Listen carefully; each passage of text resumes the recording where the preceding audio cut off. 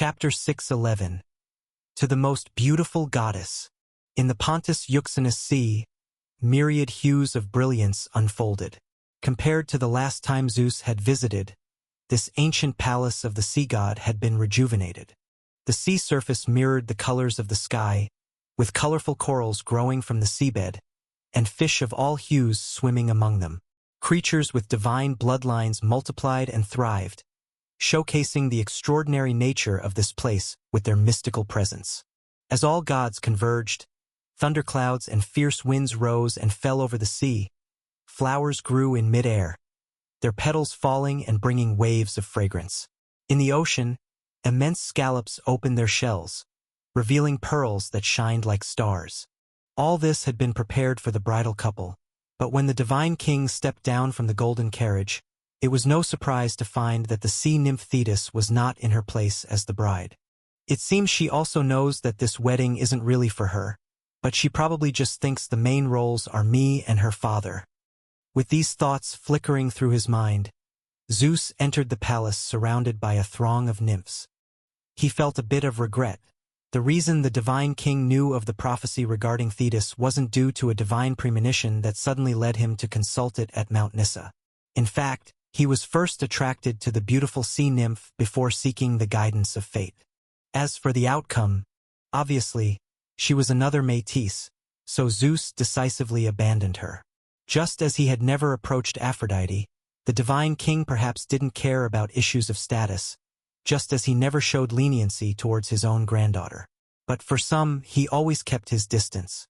Within the vast divine palace, Zeus walked into the main hall, flanked by a throng of nymphs.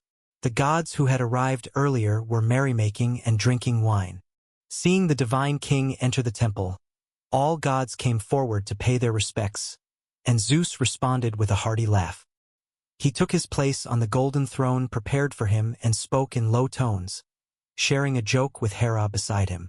Compared to before, the heavenly empress's complexion looked much better, and the collective wedding of the gods also lifted her spirits.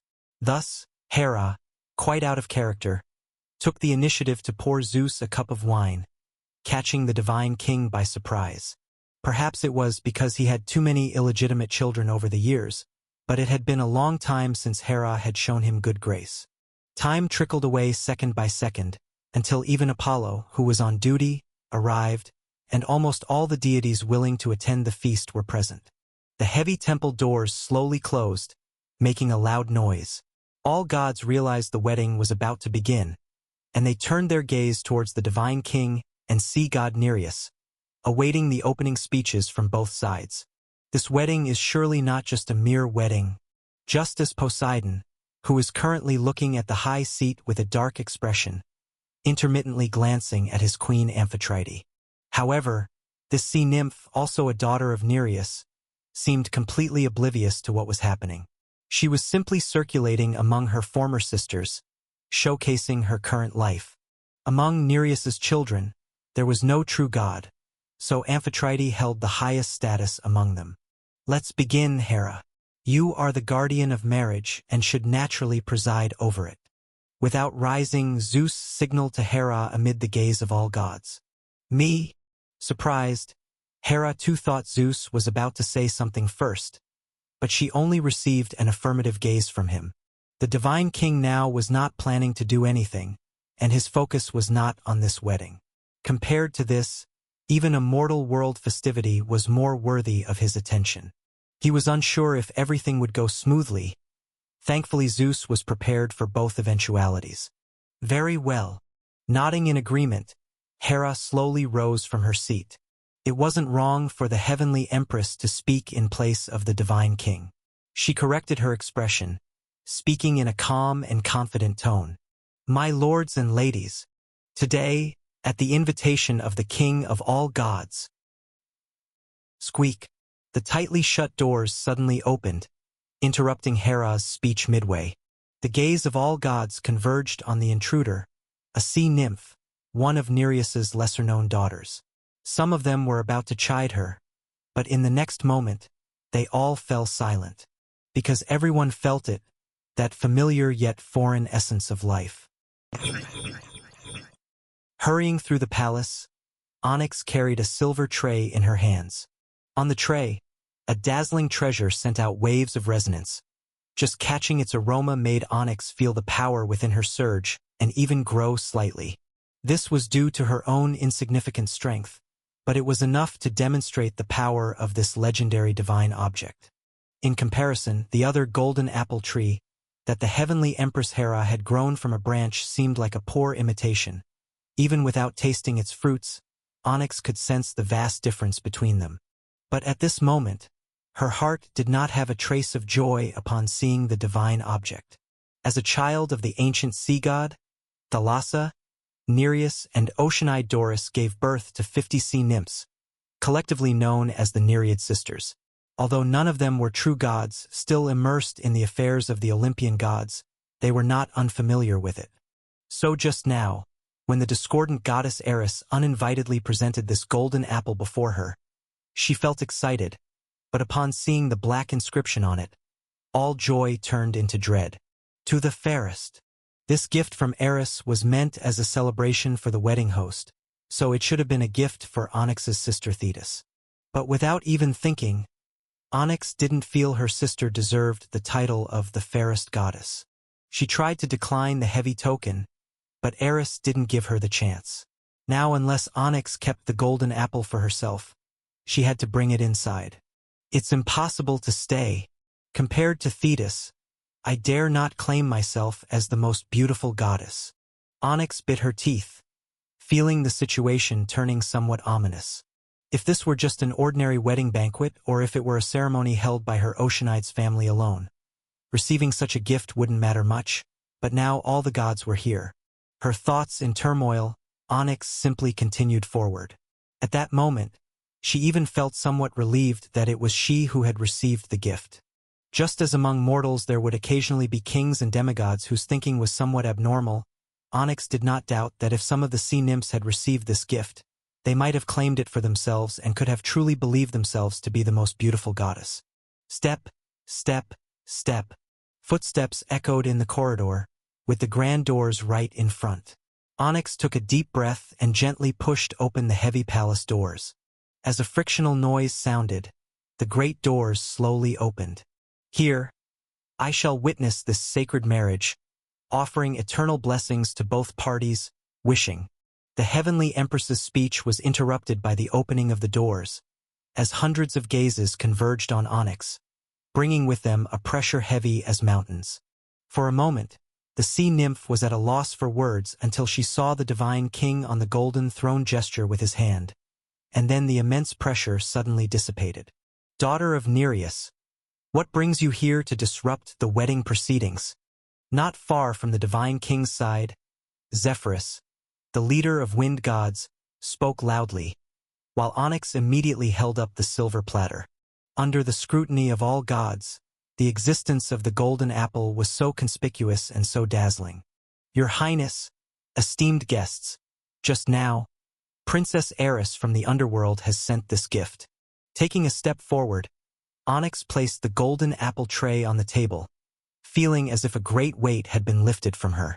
A gift has been sent. So where is she? A deity inquired, and Onyx explained truthfully. Princess Eris said she did not receive an invitation from the divine king, so after leaving the gift, she has already departed. There was an awkward silence in the room. Even the goddess of Heathfire's face flushed slightly. It was one thing not to invite a goddess, but Hestia indeed hadn't thought to invite her brother from the netherworld. Cough, cough. Then leave the item here. Moanda, is this the golden apple you sent to Eris? With a light cough, Hestia noticed Onyx's nervousness and signaled that she could leave. She casually changed the subject, yet the goddess of life denied ever leaving a golden apple for a deity of the underworld. Perhaps it was something Mother Earth once gave to the two younger siblings of hers, though it was never acknowledged. It is said, however, that those true gods born in the netherworld do indeed have some connection with the two primordial gods. Some deity speculated, and this idea was quickly recognized. However, in the midst of talking, Hestia suddenly noticed that the sea nymph had not yet left the place. Do you have something else? She asked, And in the next moment, Hestia regretted it. Because under the gaze of the gods, Onyx hesitated for a moment, but still stepped forward and rotated the tray. The other side of the golden apple was then revealed to the eyes of all gods, accompanied by that line of writing, "To the most beautiful goddess." For a moment, silence fell over the room, and Onyx quietly slipped out of the palace. But by now, no one cared about her departure. A single golden apple doesn't mean much, and an inscribed golden apple also can't prove anything. If it appeared elsewhere, at some other time, or in the presence of just a few deities, it would just be an ordinary apple. Even if it were a treasure that a goddess made for herself, it could even become a laughingstock. What determines the value of a trophy is not the trophy itself but its audience, and unfortunately, this wedding had gathered almost all the significant audience from the chaos world outside the primordial gods. Getting the golden apple inscribed with, "To the most beautiful goddess," doesn't prove one's beauty. But by receiving it in the presence of nearly all the deities of chaos, that concept could indeed become truth. The primordial titans knew that, in ancient times, the lord of the spirit realm had once gained chronology in this way, and the current deities also knew how Zephyrus, as a Western god, gradually became the leader of wind gods by taking over some of the powers left in the world by the god of meteorology. For women, what truly constituted beauty, character, marriage, strength, wisdom, appearance, or talent, had never been conclusively defined before. But when the chaotic gods together selected a winner, the authority she represented could truly serve as an interpretation of beauty. Even extending from this, if one could gather other deities associated with beauty to one side, wouldn't it be possible to have the power to break the limits of a true god, like the complete ocean or the current divine king? No one knew. It was all speculation. After all, even if one acquired the definition of beauty, it didn't mean one could subdue other goddesses. But no matter what, it was a possibility, and with the endless lives of the deities, even the tiniest possibility had a chance of actualization. Bang! Hestia was the first to act, but not to seize the golden apple but to destroy it. She had foreseen something, but she didn't want it to happen. Yet under her flames, the golden apple was not harmed at all and shone even more brightly in the fire. Tisk, interesting. Extinguish! With a light cry, the girl in the red dress suddenly turned, and a blue figure appeared behind her. At her command, Hestia's flames were immediately extinguished. Hecate ignored the concerned look of the moon goddess beside her, her gaze playfully scanning the deities present, especially lingering on Aphrodite and Hera for a moment. Don't be in such a hurry to cover your tracks. The most beautiful goddess, TSK. Does anyone want to claim it? Chapter 6:12. This time it will be divided into 8 parts. Hecate. Give it to me. This is not something to joke about. Frowning upon seeing the flame extinguished, Hestia couldn't help but step forward. The golden apple was hard to destroy, but not indestructible, the simplest solution being to have a being consume it. Although not likely any of the present gods were willing to eat the golden apple at this time, there was someone who could, like Zeus. However, the divine king just watched quietly, and in front of him, Hecate showed no signs of backing down. A blue figure emerged from her and solidified into another Hecate, standing in front of Hestia, blocking the goddess of Heathfire completely. What is this? Do the gods possess an ability to double one's strength through an incarnation? Her expression slightly changed. Hestia had initially thought this was some special secret technique, but upon closer contact, she felt it was not the case. The opponent's strength was not inferior to her own. It was even stronger. In the gap where the two figures confronted each other, the red-dressed girl seemed oblivious to the increasingly tense atmosphere in the hall. She slowly stepped forward, picked up the golden apple, and then carefully examined it. She had always been curious. The golden apple is also a fruit, and as a fruit it should be capable of being planted. However, from ancient times to the present, no one has actually used it for planting. They only saw it as an expendable item. What a pity! I can't take it away to plant it. Shaking her head somewhat regrettably, Hecate held the golden apple in her hand. Hestia, I can't give this to you. After all, this is the treasure offered to the most beautiful goddess. Are you the most beautiful goddess? If you are, I could give it to you. She is not, are you then? Suddenly, a voice emerged among the momentarily silent gods. Hecate looked in the direction of the voice, then unexpectedly saw a familiar yet strange figure. The wife of Ceus, one of the original 12 Titans, the goddess of Luminous from the lightless celestial body. Having received an invitation from the divine king, these two long-reclusive ancient gods had briefly debated who should attend. Ultimately, Phoebe came in their stead. After all, the goddess of nursery Leto was their daughter, Apollo their grandson, so her participation in the wedding wasn't too unexpected. However, this was only the case for others. For Hecate, the other also had another identity. She was nominally her grandmother. Also the one most eager to send her into eternal sleep in the old days. Heh! Laughing without a hint of amusement, for Hecate, whether it was the title or the faith from humans brought by the most beautiful goddess, even the symbol of beauty, none of it was of much use to her. Perhaps that was why no one had previously stepped forward to stop her actions. But Phoebe suddenly spoke such words. Could it be that she also wanted to be the most beautiful goddess? Do you want it? A hint of scorn flashed in her eyes as Hecate looked at the woman trying hard to conceal her desire. Perhaps being away from the world for too long, she even forgot how to act. It wasn't so overt.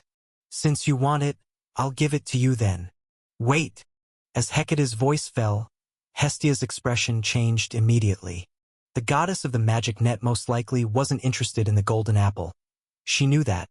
So when it fell into Hecate's hands, the goddess of Heathfire wasn't so anxious, but Phoebe was different. However, the red-dressed girl didn't care what she said. She just gave a cold smile, then threw the golden apple towards Phoebe. The golden silhouette cut through the sky, attracting the attention of all the gods present, and the goddess of Luminous unconsciously stepped forward, ready to catch this unexpected gift. She hadn't anticipated that she'd actually receive this treasure just from asking a question. Perhaps Hecate was trying to mend their relationship. Unexpectedly, she was so obedient. Whoosh! As the golden apple flew mid-air, it suddenly halted. Phoebe's expression turned anxious. She reached out and felt another force pulling it. She looked up, next to the divine king's golden throne. Hera's pale arm also stretched out, reaching towards the apple inscribed with words. Princess Phoebe, this is a wedding I am presiding over. It isn't very appropriate for you to snatch gifts offered by guests here. Hera, you are just the host of the wedding. The goddess's gift isn't meant for you. Besides, where do you see me snatching? Could it be that you are the one who is snatching? Phoebe retorted without reservation. In today's assembly, apart from the divine king, whom she somewhat regarded, no one could intimidate the goddess of Luminous. Besides, her daughter and grandson were also here. Whether Zeus would openly favor his heavenly empress was still an unknown. I am the heavenly empress, the wife of the divine king. There is nothing in this world that doesn't belong to the divine king, and as one who shares his sovereignty, can taking my own things be considered snatching? Her expression was calm, invisible majesty rising around her, thunder and lightning swirling around her body. Facing this scene, Phoebe's expression turned unsightly, not because of the other's words, but because of the other's strength. At least level 18 of divine power was necessary, and the specific sense of it couldn't truly be felt without engaging in actual combat. The opponent was nearing the end of the domain of profound divine power. Even if it was all due to faith, the strength was genuinely formidable. The trajectory of the golden apple began to shift towards Hera, little by little, inch by inch, yet resolutely. Then the next moment, another force overlaid on top of it, and the movement of the golden apple suddenly stopped. Aphrodite, what do you mean by this? With a slight turn of her eyes, Hera looked towards the goddess of beauty, who met her gaze without any concern. With just one look, both understood that neither would easily let go. Is there even a need to ask, Hera? As a daughter of heavenly father Uranus, the mistress of love and beauty in the world, what else could possibly deserve the title of most beautiful other than beauty itself? Aphrodite stepped forward, her golden belt shimmering brightly. This was her divine artifact. In the legends of later generations, it briefly bewitched the divine king and was also a treasure that Heracles needed to obtain in his trials. It greatly enhanced the charm of the wearer, complementing the goddess of beauty perfectly. At that moment, all gods were captivated by Aphrodite's beauty. Even Zeus couldn't help but take a few more glances. If not for her special identity, he wouldn't care that she was Ares' wife. What a pity. The divine king remained silent, and as Aphrodite's words concluded, the scene momentarily reached a deadlock. However, Hera was the heavenly empress after all. Over the years, even when outnumbered, she gradually gained the upper hand. As the position of the golden apple began to move again, unexpectedly, two more forces overlaid on top of it. One weak, one strong. By the moon goddess Selene's side, amid Phoebe's furious gaze, a goddess with a crescent crown and carrying a bow and arrow reached out her hand. Artemis smiled, not caring about the title of the most beautiful goddess. But just like she followed Hecate here, her sole purpose was to cause some trouble for the divine king. Of course, causing trouble for Phoebe was just as good. In their disdain for their grandmother's family, the attitude of the cousins was strikingly consistent. But hers was the potent aura, the weak one was interesting. At Poseidon's side, the sea empress Amphitrite also reached out her hand. What are you joining in for? Oh, I get it. Just making an appearance. Right? The tone was blunt, and the red-dressed girl in the middle feigned realization. This way, you two have competed for the title of most beautiful among powerful goddesses. And what if you actually won, right? You! Secretly grinding her teeth, Amphitrite dared not say anything. Hecate's usual domain also included the ocean, and Amphitrite had often found herself on the losing end in their encounters. As they spoke, 5 invisible divine powers crisscrossed, and with Amphitrite's participation, more goddesses' eyes flickered with light. Indeed, whether they could win might not be the most important part, but joining in itself was already a good thing. Over the years, the gods had discovered that creating major incidents in the history of human civilization or spreading epic tales could also bring about stable and consistent faith. Thus, the next moment, several more auras flew into the scene. The wife of the wind god, one of the Graces, reached out her hand. At the mother goddess's indication, the goddess of youth also extended a hand, standing on Hera's side. Not to be outdone, Aphrodite, named the goddess of harmony, also joined in, and watching the gods taking part, the goddess of agriculture Demeter hesitated for a moment, then joined as well. In an instant, various divine powers interlaced in the scene, and the converging strength grew stronger, especially when a clear-eyed girl who had been watching for a long time also stood up and reached for the golden apple. The power in the scene seemed to breach a limit. The strength that could still be suppressed seemed about to erupt, with nearly a dozen potent divine powers overlapping, capable of blasting the entire Pontus Euxinus into the sky, and none of the participating gods would end well. However, none of the deities present worried about this, because the next moment, the divine king, who had been silent from the beginning, finally stood up. The order of sovereignty descended within this palace, the supreme power suppressing the entangled divine powers on the golden apple. The entanglement of power among the goddesses instantly severed, yet the atmosphere between them inside the palace eased not in the slightest. I knew it! Sighing, Hestia beside him felt somewhat helpless, understanding the reason for Zeus' prolonged non-response. This kind of dispute over beauty among the goddesses was not easy to intervene in, especially since those involved were either his wife, daughter, sister, or daughter-in-law. He must be having a hard time too.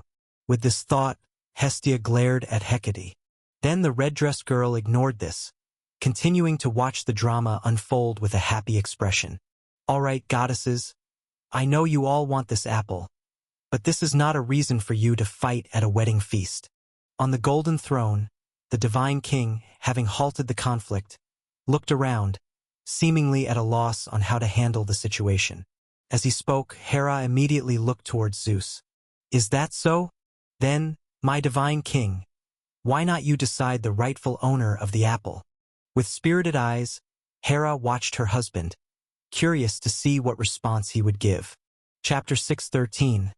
The Referee and the First Assistant. Hera, I'm afraid I'm going to disappoint you.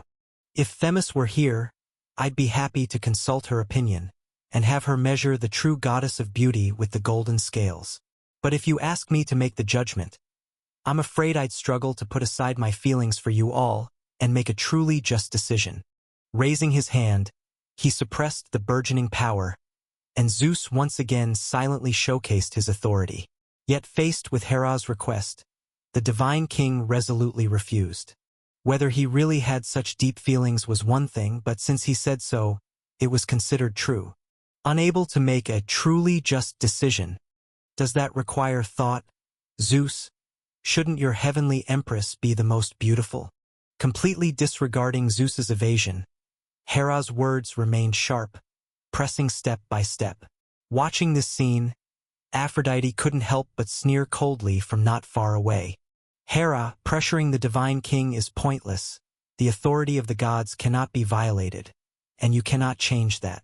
I am the goddess of beauty, a fact recognized by the world and affirmed by the law of the universe. Is that so? Is merely skin deep. If your understanding of beauty is merely superficial beauty, that only highlights your shallowness. Power and strength are the true jewels that adorn a woman, and marriage is their security. Then again, you have nothing but a face that passes muster. Hera retorted unapologetically beside the golden throne. She had long harbored dissatisfaction toward Aphrodite, and the feeling was mutual. The grievances between the two were not new. Once upon a time, the newly born goddess of beauty was married off to Ares under the overt and covert pressures of the divine king and his wife. Hera took this opportunity to confine her within the bounds of marriage, thus extending her own authority. But for Aphrodite, marriage was something she couldn't stand. Indulgent emotions, the freedom to rejoice, and the beauty stemming from her innate nature. These were the authority and instincts possessed by Aphrodite, born from the legacy left by the Heavenly Father. For her, marriage was like being caged, an intolerable situation. Thus, having not stayed compliant for long, the goddess of beauty quickly set herself free. Thus, having personally officiated her own son's marriage to Aphrodite, Hera felt her authority was defied, resulting in her harboring a dislike for the goddess of beauty. Even the followers in the mortal realm developed quite a bit of discord because of this. Aphrodite's devotees' favorite activity was to use their charm to attract the spouses of the heavenly Empress Church's followers, thus ruining their marriages and earning the favor of the gods. Conversely, if someone could resist such temptations and even persuade the devotees of the goddess of beauty to follow the right path, they would receive extra blessings from Hera. In short, the conflict between them was well known to all gods, and even the divine king found it a headache. However, due to power and status, Hera often had the upper hand. Yet this time, faced with the heavenly empress's taunts, Aphrodite clenched her fists. "You're forcing my hand." Mentally reciting this, she hadn't planned to use her big moves. After all, if executed, it might really be difficult to settle things down. However, to protect her face as the goddess of beauty from being trampled and to prevent Hera from usurping the concept of beauty, she could no longer care about the consequences. Without a sound, the golden belt at Aphrodite's waist suddenly emitted a glow that was hard for ordinary people to see. She picked up the goblet in front of her and took a slight sip. The wine trickled from the corner of her mouth, flowing down her neck and clavicle, seeping beneath her dress. Aphrodite turned her head and toward someone not far away revealed a radiant smile. "Ares, who do you think is more beautiful, me or your mother goddess?" "Ah!"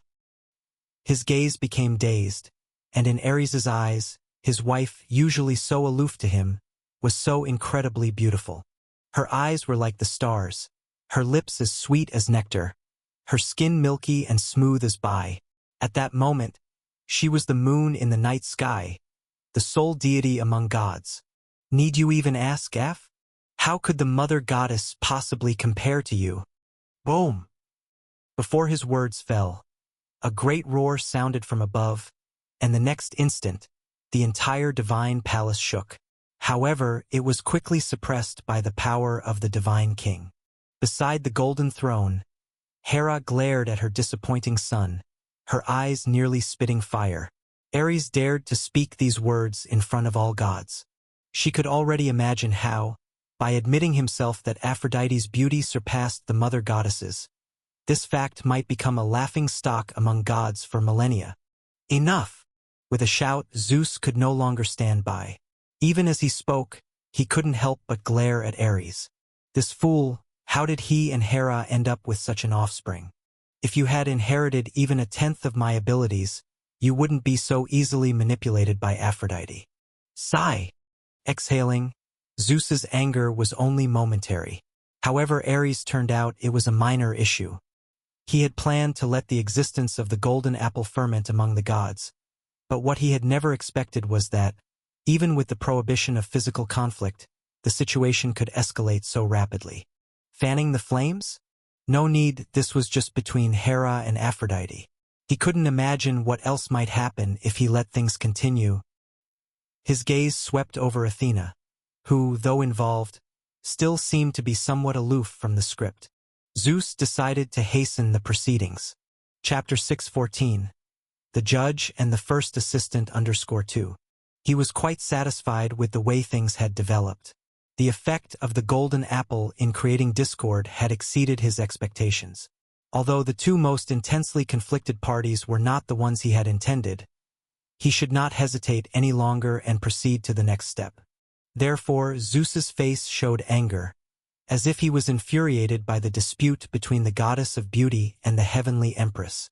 But upon glancing over at all the gods, he seemed somewhat helpless. You are all my kin, my arms, or the highly respected ancient gods. For the sake of such empty honors, to confront each other with weapons, is it a wise act? It will only turn this matter into a laughingstock. Then what do you plan to do to resolve this? As if enjoying the spectacle and not minding if the situation got worse, Hecate seemingly conjured a large pumpkin out of nowhere. She sat on the edge of the pumpkin swinging her legs, breaking off a piece and popping it into her mouth. Since the goddess of the magic net is so interested in this matter, and you seem not to contend for the golden apple, why not let you decide its fate? A divine light flickered in his eyes as Zeus said this seemingly offhandedly. Many deities present changed their expressions upon hearing this. Yet before they could voice their doubts, Hecate shook her head first. Such a troublesome task should not be given to me, little Zeus. I am here to watch the fun, not to become the fun. Gazing at the heavenly empress and goddess of beauty who were previously at the height of verbal conflict, Hecate snorted with laughter, then lay back and in a flash, she disappeared without a trace. Unbeknownst to all, a hole had appeared in the center of the pumpkin, just large enough to accommodate one person. Come on, Zeus, start your performance. Let's see what you plan to do. Since you are unwilling, let's drop it then. However, the arrival of the unwed goddess is indeed unexpected. Without being provoked by the insolent words, Zeus always seemed to have a high tolerance when facing Hecate. He looked towards the gods, making eye contact with each one as if to select a fair and impartial arbiter. Some showed anticipation, some preferred not to be involved, but in the end, Zeus did not choose any of them. After he shifted his gaze away from the last deity, the divine king revealed a smile. I know many of you wish to be the arbiter, but I must say, aside from Themis' golden scales, there is no deity here who can make all others feel that their judgment is fair and correct. Therefore, I have decided to leave this to fate. Raising his hand, the divine king's tricolored scepter appeared in his palm, and with a light wave from Zeus, a phantom image materialized midair. Through the phantom, the gods could see a temple, a worshipper kneeling in prayer, and as the image was elevated, they saw an entire city. He is one of my believers, one of my agents in the mortal realm. Not long ago, he prayed to me, preparing to dedicate a grand festival to me and my most beloved daughter as an offering to the gods. Perhaps this is a revelation of fate. The mortal realm is selecting a hero of wisdom and justice, and the discord among the gods also requires such a person. Why not let this festival determine the ownership of the golden apple? The gods exchanged glances, and they found the proposal acceptable. No matter which god would act as the judge among them, none would be entirely convinced. Leaving it to a mortal might seem a bit frivolous, but they could use various means to ensure that the mortal's choice was not influenced by the will of the deities. As for the fact that this festival takes place in Athens, this could give certain deities an advantage. But Athens is not the sole domain of the Church of Knowledge, and the quality and quantity of the gathering foreigners may not be lacking, perhaps even superior. So be it. Still angry, Hera looked impassively at Ares and Aphrodite and then glanced at Athena, who was standing quietly to the side. After all this embarrassment, the golden apple must be hers. Whoosh! Rustle, rustle. In the eastern lands of the mortal realm, a provincial capital was in the midst of celebration, while above the Pontus Euxinus, a wedding had come to an uneventful end. The couple who should have been the protagonists didn't even get a chance to speak. They could only shrink to the side, watching the gods who narrowly avoided a great war. And at the cliff's edge of the sky, at the ocean's end, the eternal stream of the circumterrestrial river flowed incessantly, never having paused for a moment. That was the circumterrestrial river, a symbol of the god of the ocean Oceanus's godhood, the revelation of the world's ocean currents, and the boundary between the ocean and the void. Here, an ever-moving temple stood towering amid the river waves. Apart from the god of the ocean and his spouse, almost no one could set foot here. However, today there was a slight exception. In the empty great hall, a third person had appeared at some unknown time.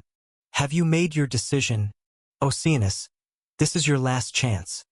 In the past, you struggled for 3 ages, but you are very aware that without an accident, even if 3 more ages pass, you still couldn't succeed on your own. Standing in the shadows, or rather, wherever he stood surely became shadow. Erebus looked at the still hesitant ocean god, blandly stating the facts. You know, in this world, most people do not wish for others to have a smooth journey just because they themselves have suffered. On the contrary, if they've been rained on, they want more people to share in their misery. And in this world, there have only ever been 2 people who didn't have great powers but later came to possess them and are still active in this world. Lane and Zeus. And unfortunately for you, both harbor ill will towards you. Prince Erebus. There may have been some misunderstandings between us, but malice. Wasn't Lane's sword painful, or have you so quickly forgotten? With a faint smile, the Lord of Darkness continued. As for Zeus, I dare say, as long as he is divine king, you will never be able to rule the ocean completely, even if Pontus sleeps and Poseidon can't even withstand a blow from your hand. Lies do not hurt people. The truth is the swift blade. The scar from the sword that once cut through the long river was still fresh in the god of the ocean's memory, and Zeus's attitude toward him was almost completely transparent. Even though he had sent 2 daughters to Zeus, one devoured by him, and the other bearing the graces with him, Zeus remained vigilant against the god of the ocean. No matter what, the other party would never allow him to unify the ocean and stand beside his wife as the true supreme ruler of the ocean and water. Out with it! What do you want me to do?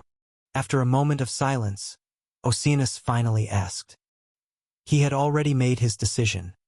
He would not be cannon fodder, no matter how enticing the other's words were, unless he could first touch a higher domain. Otherwise, he would do nothing. As for after he had reached that higher domain, whether or not he would obey was a matter for another time. Chapter 6:15. The Lost, and the Long Silence. Half a day had passed and, within the palace of the god of the ocean, a secret discussion that no one knew about began and ended. Under the full effort of the Lord of Darkness, time and fate were isolated, and the law of all things could not be perceived. Everything here was concealed, even the present world itself could not detect what had transpired here. This secrecy exceeded even the time in the second epoch when the silver humanity was hidden, because Erebus did not understand the authority of the divine king, nor was he very clear about how close Zeus's current connection to the order of the present world was. Strictly speaking, he was actually looking for and creating allies for him, but just as Erebus had planned from the beginning, he didn't really intend to help Zeus, and the means he created for help were definitely not acceptable to the Divine King. This was precisely why the Lord of Darkness had only started to act recently, because the unusual disturbances and passing of the world power had indeed made many things much easier, turning the impossible into possible. When strength poured into the outside, sensitivity inside naturally declined. It seems you've also realized what it is you need the most. By comparison, having two more enemies who don't get along isn't really a big deal. After all, previously, you didn't even have the qualifications to be an enemy. After the secret talk, Erebus finally revealed a satisfied smile. Having such a smooth start at the first stop after leaving Zeus made him feel quite good. He heard that mortals who believe in fate think a good beginning often brings luck to subsequent events. He wasn't very familiar with fate, but he was willing to believe it was a good sign. Maybe, just don't know in your plans, or rather, in your plans for the future world, what role did I play? The tone was somewhat self-mocking and even more weary between the expressions, which was not physical but spiritual. Oceanus did not know whether his choice was right or wrong, but he was still moved by it. Only thinking about the cost he had to pay made him hesitate. Erebus did not disclose his entire plan, but just the part involving him had already frightened the god of the ocean, which inevitably made him think of some things from a long time ago. Fortunately, that all had passed. Naturally, you would play the supreme ruler of the ocean and water. Isn't that what you want? Besides, I didn't ask you to do anything, Oceanus. I just told you what I'm going to do. Whether or not you do it, I can't force you to commit. After all, you can change your mind at any time, and I can't possibly make you swear an oath on the Styx River. But my dear nephew, this world is only so big, and there are only so many positions. If you get more, someone else will inevitably get less. This is an unchangeable fact. So as long as you still think of moving forward, you will certainly make both friends and enemies, just as the path I've described to you. You may not do it, but for every action you take, you gain a bit more strength, and once you're done, you'll obtain what you desire, of course, along with corresponding enemies. To go or not, it's all up to you. I'm not the sea god, and no other sea god has more of a unique opportunity than you. The tone was calm. The Lord of Darkness didn't really think highly of his indecisive nephew.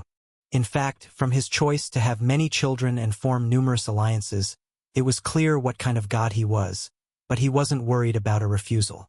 Conspiracies will be exposed, schemes will be uncovered, but at this moment, he is wholeheartedly considering his future path. As for the troubles that come with it, aren't they expected? There are no eternal enemies, Oceanus. As long as you can fulfill your wishes, you must make choices, or would you rather entrust your fate to Zeus? At least you should be grateful you still have choices, unlike many others who have no opportunity at all. Perhaps. Sighing, the god of the ocean finally confirmed. I believe you can do everything else. As a primordial god conjoined with the world, your strength is beyond doubt. But one thing, I remember that in past years, only the Divine King could imprison a deity in the abyss. How can you ensure that you can send a deity of the Olympian pantheon into Tartarus, and then keep him there without Zeus releasing him? That's my concern now. As always, you can back out at any time, can't you? With a faint smile, Erebus offered no explanation. The abyss was also part of his plan, just not among the first few targets, because his understanding of that place was not as deep. Since the third epoch, the abyss had resisted the entry of great divine power. But at least one thing he was more certain of. At the end of the second epoch, Cronus had forsaken everything and opened up a realm in the abyss, a strength he had seen implanted in the souls of silver humanity. And behind that a supporting hand was from Lane, so in some sense, the spirit realm and the abyss should be considered enemies. Over the years, those beings called demons had not been scarce in their dealings with the outside world. He had also learned some of the recent changes there. The abyss had nurtured life and even waged war with the realm opened by Cronus. These were unexpected yet within reason. Compared to the intelligence he had obtained, he further confirmed how the realm known as Hell came to be. It had stolen the strength of Tartarus. Chapter 6:16. The Lost, and long quiet _2. However, this inversely proves a point. that the idea of opening up a world and drawing growth from the domains that originally belonged to the primordial deity is feasible. Cronus could only grapple with the mindless abyss, slowly devouring it over the span of time, because he was not, after all, a primordial god. But I won't be needing any of these. Of course, those are all matters for later. As for Erebus at the moment, he had made his preparations beforehand and had prepared for the aftermath. All that was missing was the right opportunity. That's enough for now. You still have plenty of time to hesitate. But I hope that by the time the opportunity presents itself, you have made your final decision. With this speech concluded, a sweep of his long sleeve, and the figure in the shadows vanished as silently as it had appeared, leaving the god of the ocean alone in his palace. He had no more to say, the rest time would tell. Whoosh! In the space of a breath, from the outer sea to the inner sea, Erebus, having left the circumterrestrial river, spanned the vast distance and arrived above the Ionian Sea. The realm of humans was on a large island not far off, with a few ships sailing the nearby waters. However, the reason Erebus had come here was simply because it was near the Pontus Euxinus. Zeus was still there, and he wasn't in a rush to go over. After going over the preparations he had made once again, Erebus repeated the only condition he was missing: an opportunity, or more precisely, his moment of death. Although he had been striving towards this, he really didn't know if Lane could offer this chance, because the latter had never shown that sort of invincible, absolute power to make him feel undefeatable. The last time they confronted each other, they were separated by a negligible margin. So if it was just that sort of Lane, could he really come to kill him? No matter, I never put all my eggs in one basket. You and Zeus, or maybe the spirit realm and the mortal realm, one of you has to win, right? With a light chuckle, the Lord of Darkness felt the issue was not significant. Oceanus was just the first, but certainly not the last. He would gather all the allies he could find, one by one, and then create an opportunity, a reason, to measure the limit of Lane's cards, or if what was shown was all he had. If he truly possessed the power to confront by himself the lineup he envisioned, then there's no doubt such a world-conquering strength would be sufficient to tear him apart. Then he would go die, letting him continue the struggle against the law of the mortal realm. After all, the Divine King was one of the lineup, and he didn't believe that Lane, having cut down Zeus, could still live peacefully with the mortal realm as he does now. But if not, it wouldn't be a big deal. Numerous beings would eradicate all traces of the spirit realm abroad, each building up their hatred against Lane, with himself being only one of them. At that time, the Lord of Darkness would initiate the backup plan, and it's unfortunate that Zeus would be the unlucky one again. Thinking this way, it seems that no matter which option, the Divine King is bound to be unlucky. But that's normal. I am the master of the lightless domain, Lane is the master of the spirit realm, and even Cronus has now become the master of hell, but only the Divine King has never been the master of the mortal realm and destiny. Gazing at the colorful lights above the sea of Pontus Euxinus, Erebus felt some regret. He heard that Lane liked painting. It's a pity he wasn't good at it. Otherwise, he would definitely create a painting to commemorate Zeus. Something like The Last Wedding or The Feast of the Golden Apple would be nice. That day will mark the end of the Third Era, and once again a Divine King will lose his throne. But who, I wonder, is destined to be the fourth-generation Divine King? The year 852 of the New Chronicle, late autumn. The attention of the deities converged upon the sea. Some were at a wedding, others were on the great river. Humans, meanwhile, gathered around Athens, awaiting a visual and auditory feast to determine the victor, whose name would be renowned throughout the world. As a year that would be etched into history, much like the later years of 1914 and 1939, it not only drew the attention of divine beings and mortals on a physical level, but also stirred ripples in the domain of fate. This moment marked the beginning of the great competition, with various colored placards being raised in the hands of tens of thousands of spectators in the trapezoid stands. 12 numbers emerged in midair, counting the number of each colored placard. It wasn't any form of image recognition, but a simple application of alchemy, as each person's voting placard was placed within a suggested mechanical structure. Only one could be chosen at a time, One must put down the previous before picking up the next, and a transmission structure allowed for an easy tally of how many placards each held aloft. Sitting in a secluded corner, Iapetus watched the lively crowd with interest. In the past, athletic and intellectual competitions were not uncommon, but those were the stages for heroes and sages, where spectators could only cheer and watch.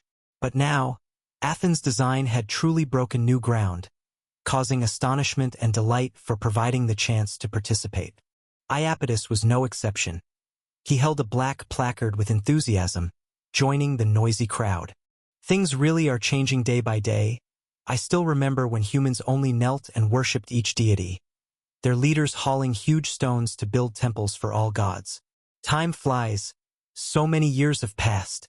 The god of speech, Iapetus, was closely related to the birth of earliest humans, and his eldest son, Prometheus, was indeed the creator of the bronze humanity. Since he and Gaia created the silver generation, this ancient Titan god had been living in seclusion, not involving himself in the affairs of other deities. Even if his offspring were imprisoned or holding up the heavens, he simply looked the other way. Perhaps, though, a solitary life was too dull, and he often disguised himself as a mortal to experience life in their realm. As for this time, perhaps it was because he had once glimpsed fate that he felt an unseen pull, or maybe it was just because, as the god of speech, Iapetus enjoyed such debates of the wise. In any case, he had come to the mortal world again, to this very arena. He was in good spirits. Such days couldn't get any better.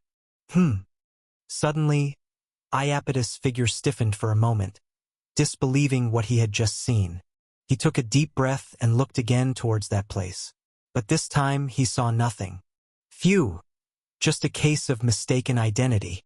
It's impossible, anyway. The mother goddess has long been absent. How could she appear here? No, absolutely impossible.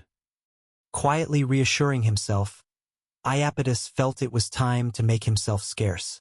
As much as he wanted to watch this grand event, it was better to avoid trouble as much as possible. Chapter 6:17. In addition to mathematics, there is substitute hitting. Excuse me. Please make way, thank you. Trying to blend in as just another ordinary person, and even appearing quite polite, Iapetus rose from his seat and headed toward the periphery of the venue. The entire amphitheater, built against the mountain, had flat interstitial roads every dozen rows or so, which arced around and led to the exits to the outside world.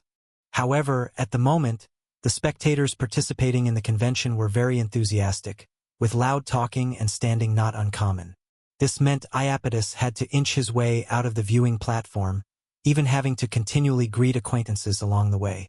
Yes, acquaintances. In fact, in Athens, Iapetus not only had acquaintances but also an inherited aristocratic status, a not insignificant fiefdom, and a widely known reputation. To most of the upper class in Athens, he was seen as a scion of a family that had come from foreign lands and had been passed down through the generations for hundreds of years. As the contemporary family head, Mr. Ilos, like his ancestors, was keen on books and paintings and enjoyed watching speeches and debates, although he seldom participated in them personally. Yes, I just suddenly remembered there's urgent business I haven't taken care of. Yes, it can't be postponed, and there's nothing I can do. With a helpless expression, after talking briefly with the last friend, Iapetus quickly walked outside. It was probably just a trick of the eye just now. Gaia shouldn't be here, but even so, he didn't want to stay even a second longer. Walking briskly and inconspicuously observing the distant crowd's movement, searching for his target within the bustling venue, the exit was just ahead. Bang! Accompanied by a dull thud, Iapetus staggered and nearly fell, the god of speech instinctively expressing his apologies. He hadn't been paying attention to his surroundings. Hiss! I'm truly sorry. I wasn't paying attention just now. The tone sincere, were it any other deity, many would have been unable to contain their anger, but Iapetus didn't dwell on the incident. Even if there hadn't been a perceived presence of Gaia, he wouldn't remember such a minor issue. Since the ancient times, whether it was Iapetus, Prometheus, or Epimetheus, they had all frequently dealt with humans due to their comparatively weaker divine powers and consequently developed different personalities. For example, Prometheus once saw himself as a guide and protector, an attitude combining arrogance with benevolence, and Iapetus, who felt not much separated humans from gods, only a difference in strength. After all, he had also once been the weakest god, a time when even territorial gods did not yet exist. So, although he was eager to leave, Iapetus still apologized politely. "I'm really sorry, but I have some urgent matters to attend to. I'm Count Ilos, residing in Athens, and should you be free later, I would gladly host you for dinner at my home." "Count Ilos?" The voice came from in front, and Iapetus nodded slightly. From the tone of the other, as the god of speech, he easily read out surprise, delight, contemplation. Strange. Could this be someone who had heard of his name but not met him before? At least Iapetus was sure. He had never seen this young man before. But no matter who he was, he needed to leave quickly. "Although it might be rude, I regrettably cannot stay long. I urgently need to get home." "I understand your haste, Count Ilos, but could I ask presumptuously?" The young man looked up at Iapetus.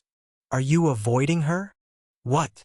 Startled, Iapetus looked up, and only at that moment did he sense something amiss. He followed the young man's pointing finger, and at the end of his gaze, the familiar auburn dress hem made him involuntarily hold his breath. Thankfully, the person did not look in his direction. To actually be here.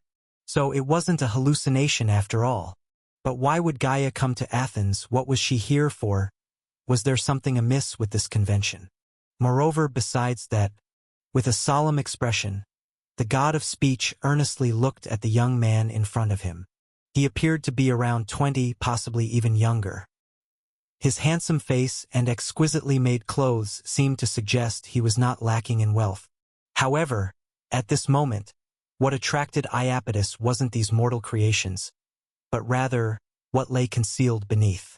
It was only then he realized, even if he had been tense from the fleeting glimpse of Gaia, it wasn't possible for him to bump into someone. One should know that although Iapetus had voluntarily blocked his divine figure, which although not strong among deities, was considerable in the mortal world, this did not include his perceptive abilities. It's not conceivable even if he was deep in thought, let alone if he was running with his eyes closed. Iapetus couldn't have simply bumped into someone.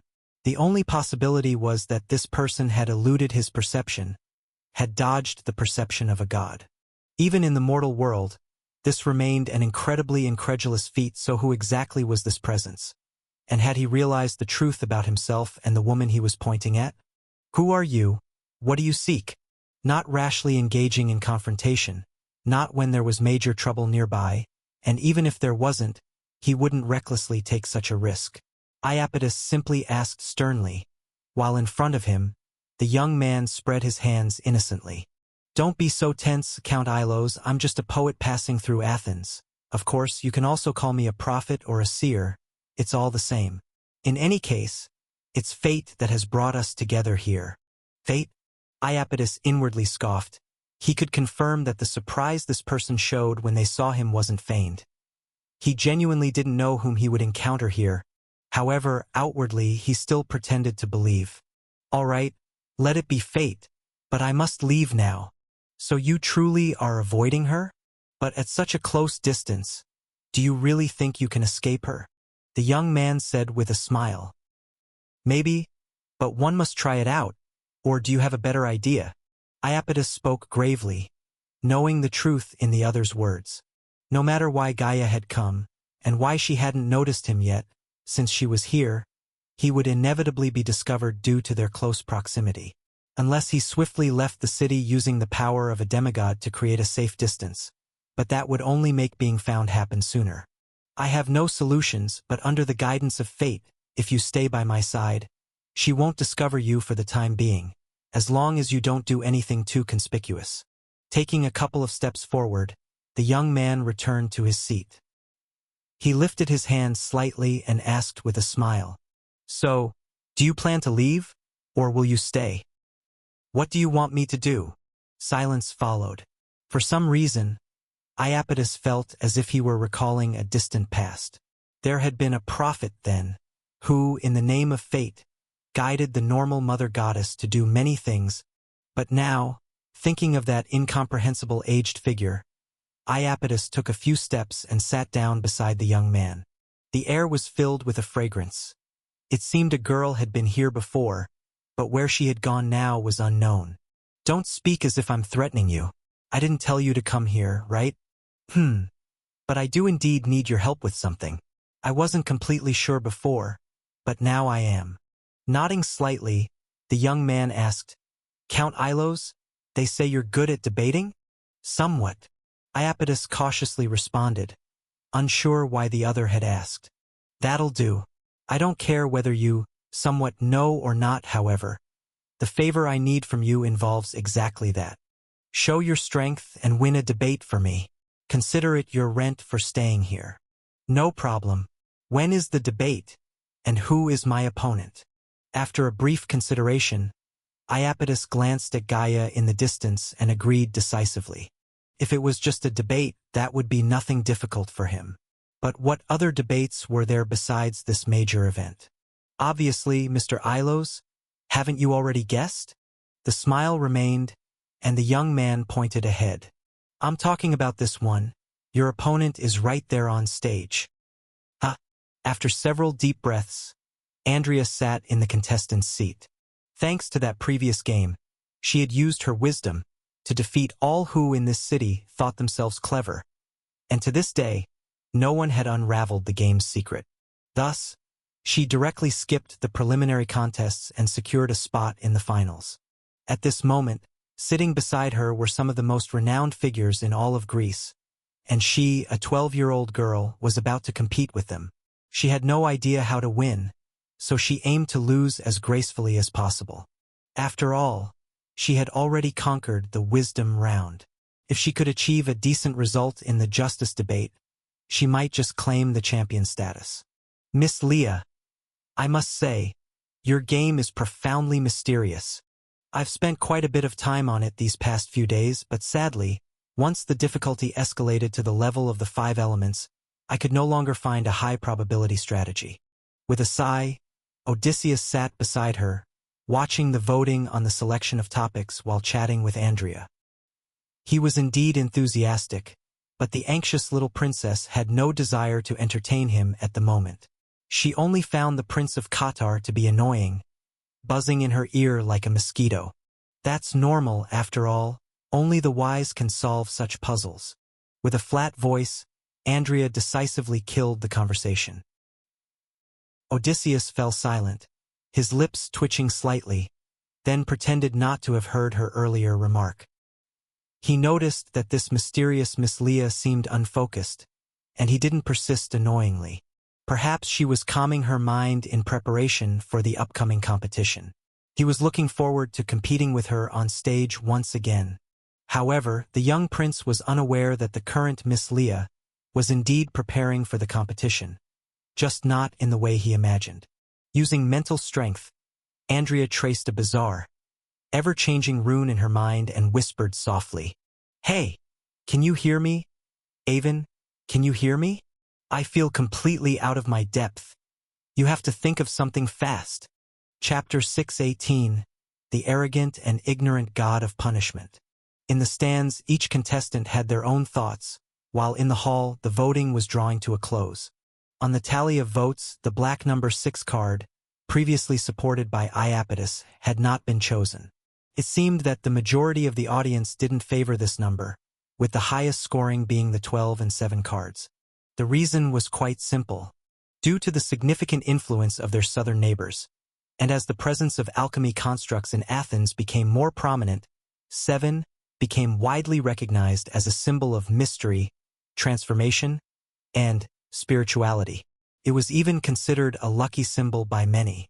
As for 12, that was influenced by traditional chaos culture. It represented perfection among numbers, as there are 12 months in the year and 12 principal gods on Mount Olympus. The support for the 2 questions rose at almost the same rate, each garnering tens of thousands of votes, filling the hall with silver and purple cards. However, as time passed, a victor was eventually decided. The surge in votes for card number 7 once outpaced number 12.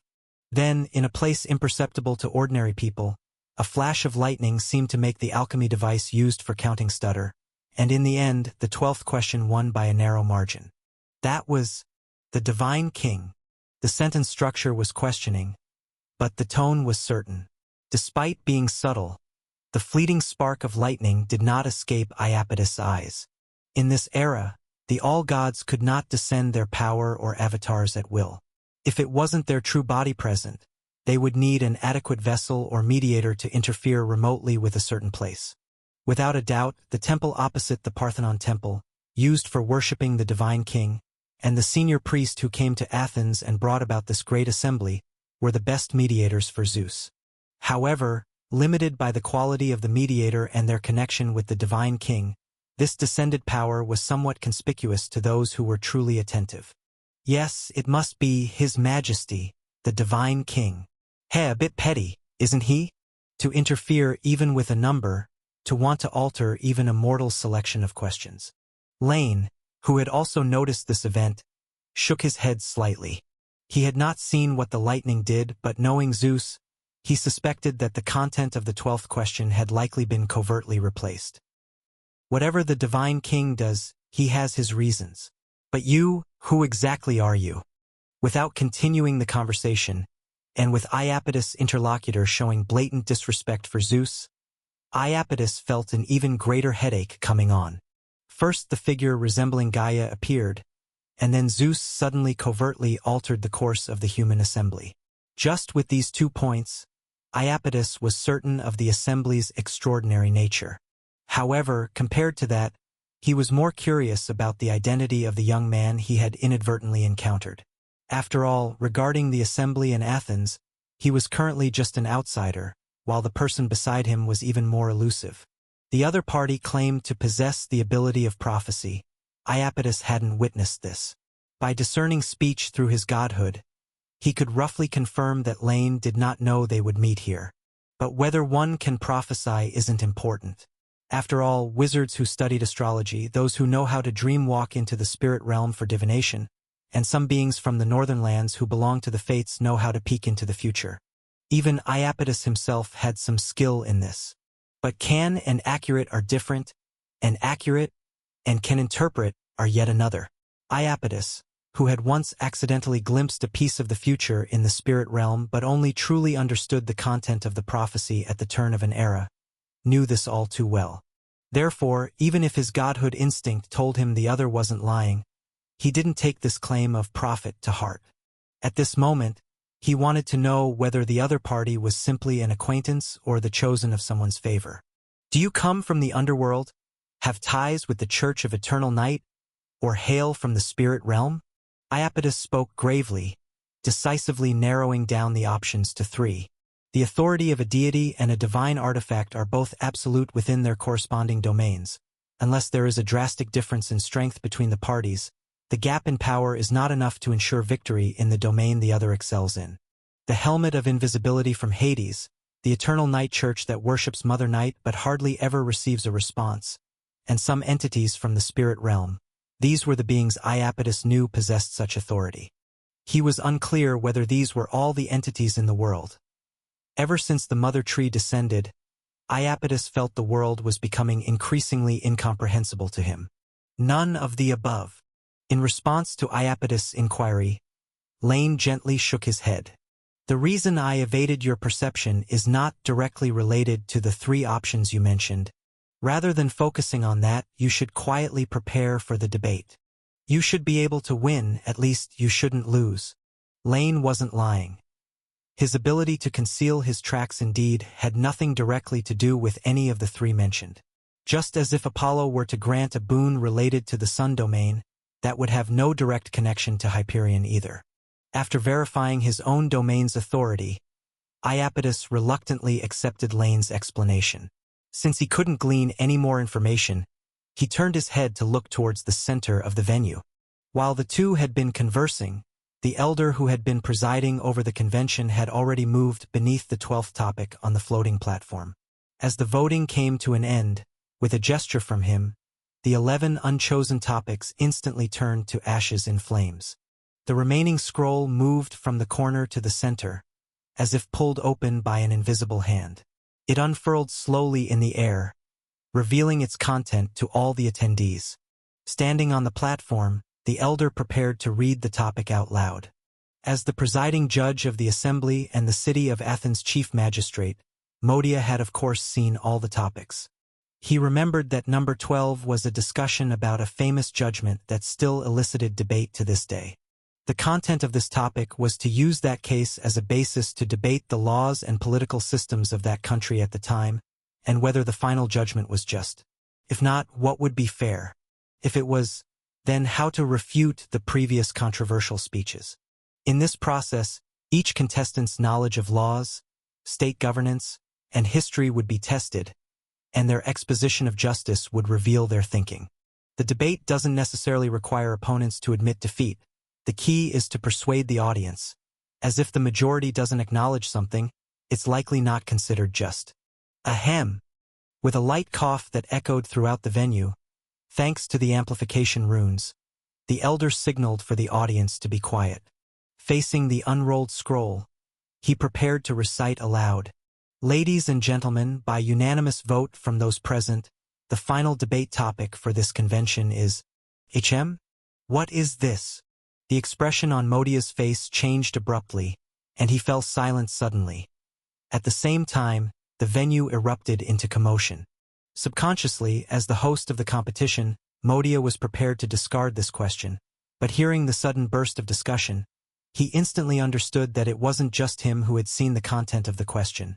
It was meaningless to change it now. At this moment, the only thing he could do was to continue the procedure of the contest and announce the content of the question. So it has been changed to this. Is it because, as trade with Silver Moon City has increased, many of the histories of old times have been passed down? So tell me, Count Ilos, which side do you plan to choose for this match? Sitting in the stands and looking at the question scroll displayed to all spectators, Lane asked with a smile. Is it that conflicting for you? This kind of matter, surely you must support the gods, right? No, as a human, I naturally choose the side of humanity. Speaking in a deep voice, although he did not know whether this mysterious person had seen through his true identity, Iapetus still said so. If it were any other question, the god of speech, no matter how much time he spent with humans, would never betray his own class and say, I stand on the side of humans. Alas, the subject of this question was none other than his own son. Ahem, ladies and gentlemen. This is the final selection of content for our debate topic. On the high platform, Modia paused to steady his emotions, and amidst the tumultuous noise of discussion, he began to read slowly. Topic number 12/final. Since ancient times, both humans and gods have pursued fairness and justice without end. It wasn't until the Divine King generously shared his authority with the 12 principal gods that divine justice finally emerged. However, in the ancient past, in the Bronze Age, the savage and mad god who held up the heavens, Atlas's eldest brother, the presumptuous and ignorant god of punishment, the fire thief Prometheus, incited mortals to deceive the gods, ultimately causing the celestial gods to send a great flood that wiped out the bronze humanity. Looking at the outcome, humanity was wiped out, but from the perspective of the process, there's a cause for every destruction. Please speak freely, under the watchful eyes of the gods. Recount the fairness and injustice of this event. And based on the performance of the contestants in the debate, the audience will give the final judgment. At the same moment, in the contestants' waiting seats, Andrea covered her mouth with her hand, trying her best to hide her surprise at this time, while the reactions of the rest of the contestants were even more intense than hers. What kind of topic is this, discussing the justice and injustice of the destruction of the Bronze Age? This is simply a provocation of the deities. No, it's not. It's just a criticism of that fire thief. Regaining his composure from the shock, Odysseus immediately spoke up. And with his reminder, the other contestants also came to their senses. The content of the topic had said, under the watchful eyes of the gods, recount the fairness and injustice of this event. Although there's no strict requirement, surely no one would blame the gods. And as members of humanity, even if it was a subconscious choice, they likely would not blame humanity itself. So the question arises, if the gods are not at fault and humans are not greatly to blame, then who is the guilty party? Naturally, it would only be Prometheus. In recent years, due to Athens' pioneering trade with Silver Moon City, many texts from the Old Age had also made their way into the countries of humanity. Despite the reluctance to admit it, after multiple validations, many renowned scholars believe that those records are probably not fabricated, but indeed true events. Thus, regarding the destruction of the Bronze Age humans, many questions have arisen. Though it has never been a mainstream thought, it exists nonetheless, and many of the contestants present also harbor doubts about it. But now looking at it, which side will they have to take in the debate? If everyone sides with the gods, given the similarity of position, it's likely that the content of the debate will not be whether Prometheus is guilty or if he is the primary cause of bronze humanity's destruction, but rather what crimes Prometheus committed and whose listed crimes are the main factors. Shocking. Is it really so outrageous that my first time debating I have to face such a topic? Completely unsure of what to say, Andrea decisively sought help. Hey, can you hear me? Which side should I take? Regarding the fire thief's crimes, I don't know much.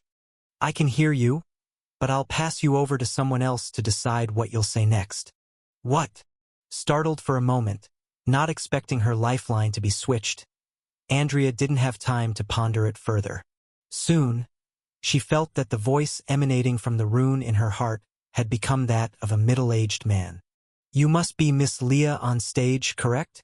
Sitting amongst the audience, Iapetus' face showed no emotion. Just as the topic states, the gods are just, they would not punish the mortal realm for a debate. So remember, our stance in the debate will be on the side of humanity. Chapter 619. Abstention and Discourtesy. I abstain. I abstain. I also abstain. Her heart skipped half a beat as she sat in the seat designated for competitors. Andrea was shocked by the meaning of the voices in her mind. However, at almost the same time, 3 voices rang out one after the other from beside her. Looking towards the voices, the little princess recognized the owners of the voices. One was a scholar from Phoenicia, one was a well-known historian and jurist from the city of Athens, and the last one was a prince from Pyslacius. The reasons for the first 2 abstaining were not surprising, for Andrea had heard them express doubts about the historical records before. They believed that the fire thief, Prometheus, was actually a respectable true god, contrary to what the official scriptures of Olympus recorded. As for the last one, although he was also a prince, he was not as renowned as Odysseus of Ithaca. However, just from the name of that country, Andrea knew why he abstained. As one of the oldest nations of humanity, Pyslacius was now just a small country with a few cities, rarely favored by the gods. According to folk rumors, this was because one of their kings had proclaimed that the divine king had abducted his daughter, though no evidence could prove this to be true. Even though many later believed it might be true, it did not affect the decline of the kingdom, nor the royal family's subtle rejection of the deities. The reason these 3 abstained was probably that they neither wanted to betray their own convictions by speaking at the convention, nor did they want to attract the censure of the deities for it. After all, while speaking openly in such a debate, the gods might not punish a player directly for their speech, but that did not stop them from acting indirectly. It was once so in Thebes, at the wedding of the goddess of harmony and Cadmos, when the goddess of beauty, Aphrodite, gave her a beautifully crafted necklace and silk veil as a wedding gift. However, whether it was because she was furious about her daughter marrying a mortal or not, that necklace and veil seemed to carry a curse, as everyone who wore them met with misfortune. Wow! As the 3 finished speaking, the auditorium buzzed again. There were no amplification devices installed at the seating area for the competitors, but standing here were essentially no weaklings, each capable of making their voice carry further with little difficulty. As soon as the topic was announced, 3 people abstained, which was extremely rare. The 3 of you, I heard you just now expressing the intention to withdraw from the competition? In the center of the venue, the elder was taken aback upon hearing this, but he quickly understood the reason and asked officially, "Do you assure that the act of withdrawing from the competition is out of your own free will, without being subjected to any external coercion or intimidation. If you choose to give up, there will be no possibility of changing your mind later on. Of course. The Prince of Pislacia spoke, and the other two nodded in agreement. In that case, the three of you may choose to stay and watch the following matches or leave early. Ignoring the clamorous voices, the elder Modia signaled to those who had withdrawn to make their own choice.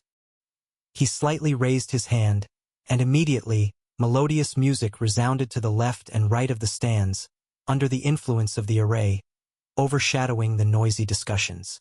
The central floating platform then trembled slightly, splitting into several smaller circular platforms, which moved across the sky like ships on the sea and landed in front of the remaining competitors.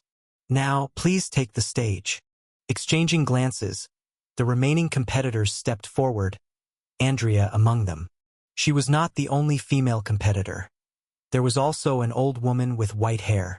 As the floating platform moved again, the competitors reached the center of the auditorium, in sight of everyone. Your identities need no introduction, as you are either renowned across all countries or have recently proven your abilities in Athens. Everyone knows you and looks forward to your performance. Now, let the competition begin. In the name of Athena of Wisdom, may you all excel. Originally, there was a long segment intended to introduce the guests, the history of Athens, the reason for organizing this convention, and then to introduce the competitors' identities and fame individually, but Modia was more interested in knowing about the sudden change in topic, and who had altered it. So he simply skipped those unrelated matters and directly announced the start of the competition.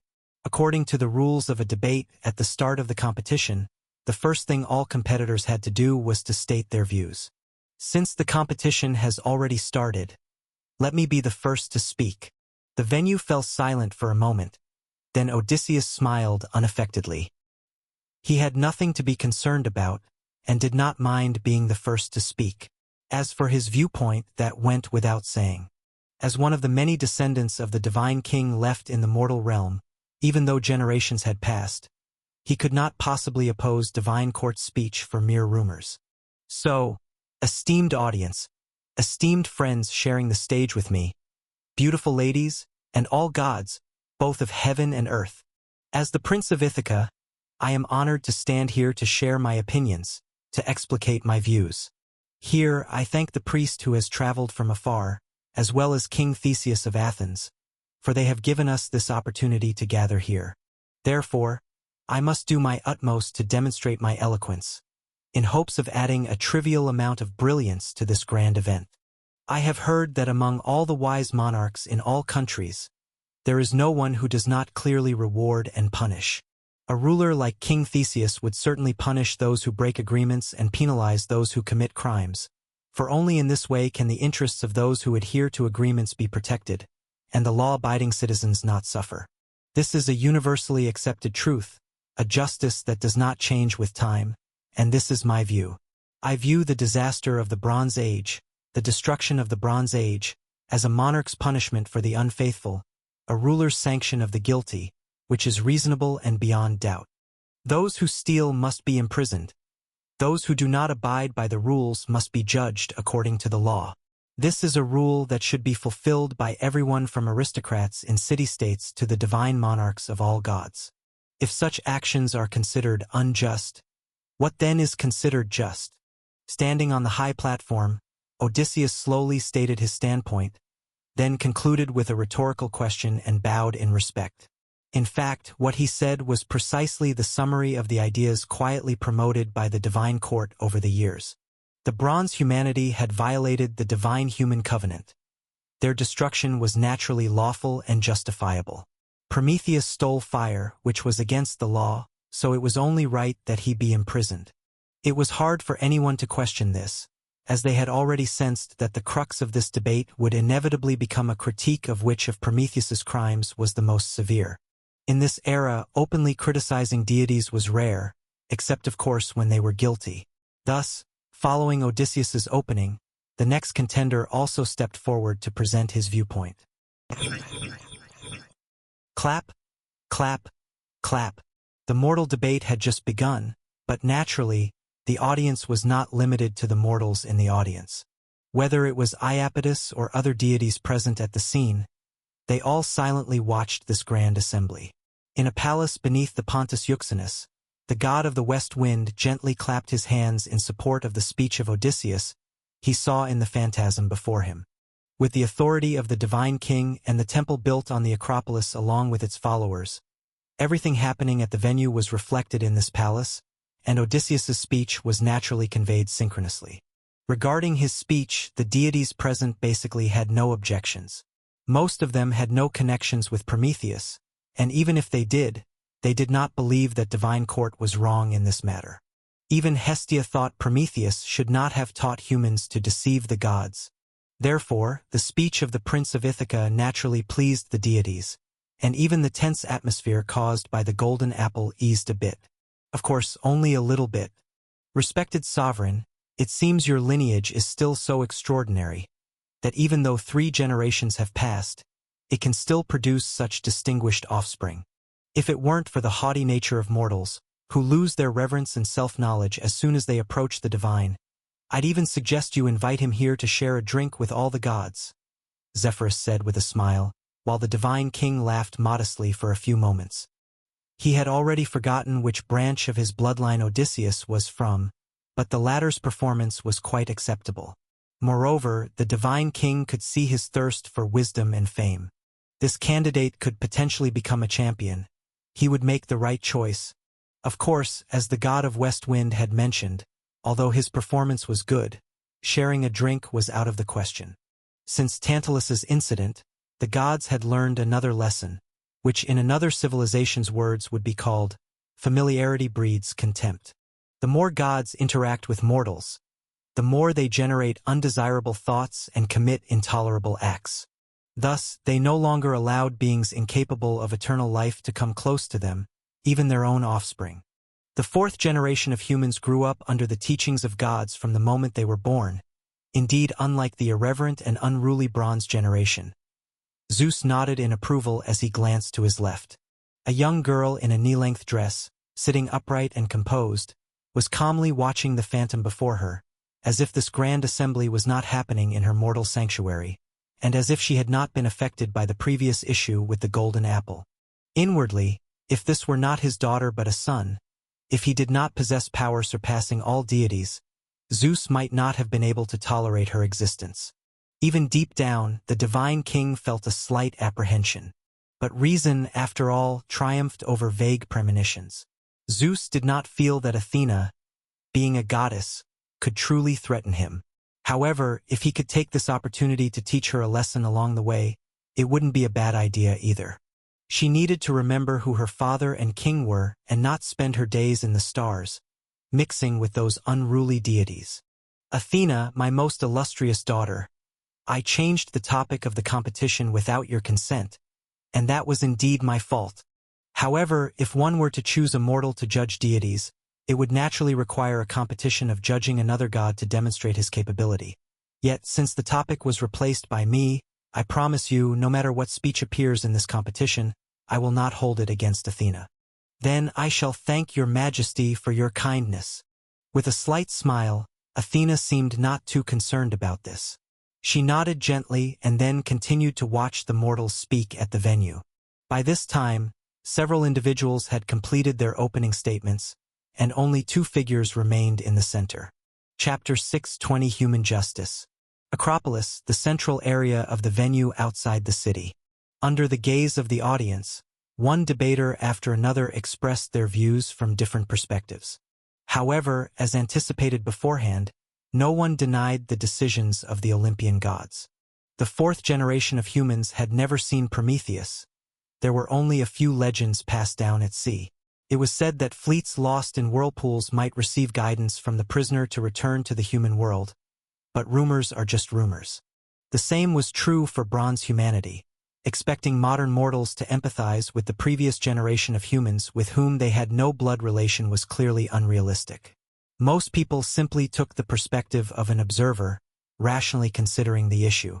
So as I said, in legend, the woman who brought disaster, Pandora, opened Pandora's box again in defiance of the deity's command.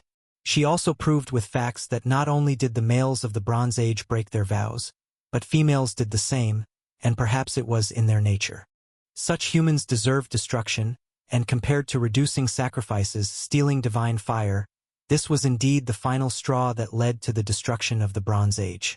Pandora's existence fully proved that this generation was beyond redemption, and destruction was their only fate.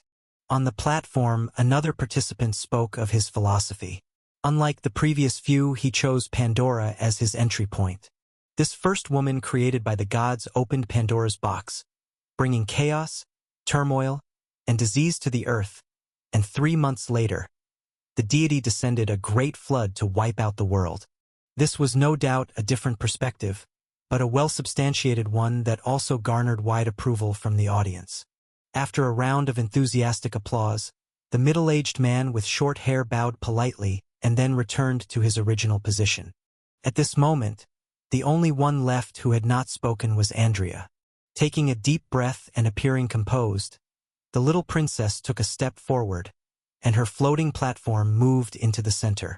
The gazes of tens of thousands converged on her. Many recognized her. This was not only because the Leah's game had become increasingly widespread, but also because of her appearance. Regardless of the era, there are always those judged by their looks. Being beautiful is an advantage in itself. Mr. Ilos, I hope you are as formidable as you claim to be. Andrea prayed inwardly but immediately remembered that cheating was not something Athena endorsed. Now she was openly cheating at a conference dedicated to the goddess. If not for Lane's previous assurance that it would go undetected, and her own hope for Athens to win, she wouldn't have come here. Ladies and gentlemen, fellow participants, be you commoner or aristocrat, deity or elf, I am honored to discuss this ancient history with you. Just now, the points of view have been clearly expounded by others, and the approval of all gods was also clearly shown, but forgive me under the gaze of the goddess for expressing a just speech. I must dissent from your views. Her voice was not loud, but with the help of an alchemy array, it reached the entire venue. As a princess, Andrea had some expertise, and at least in demeanor and tone, she did not seem to be reading from a script. This lady, may I assume that you mean to say that, in your opinion, the gods' actions during the Bronze Age were unjust? Suddenly, another voice arose from the contestants' area. However, the next moment, a red light shone from the platform he was on. Following this, the previous presenter calmly spoke. Mr.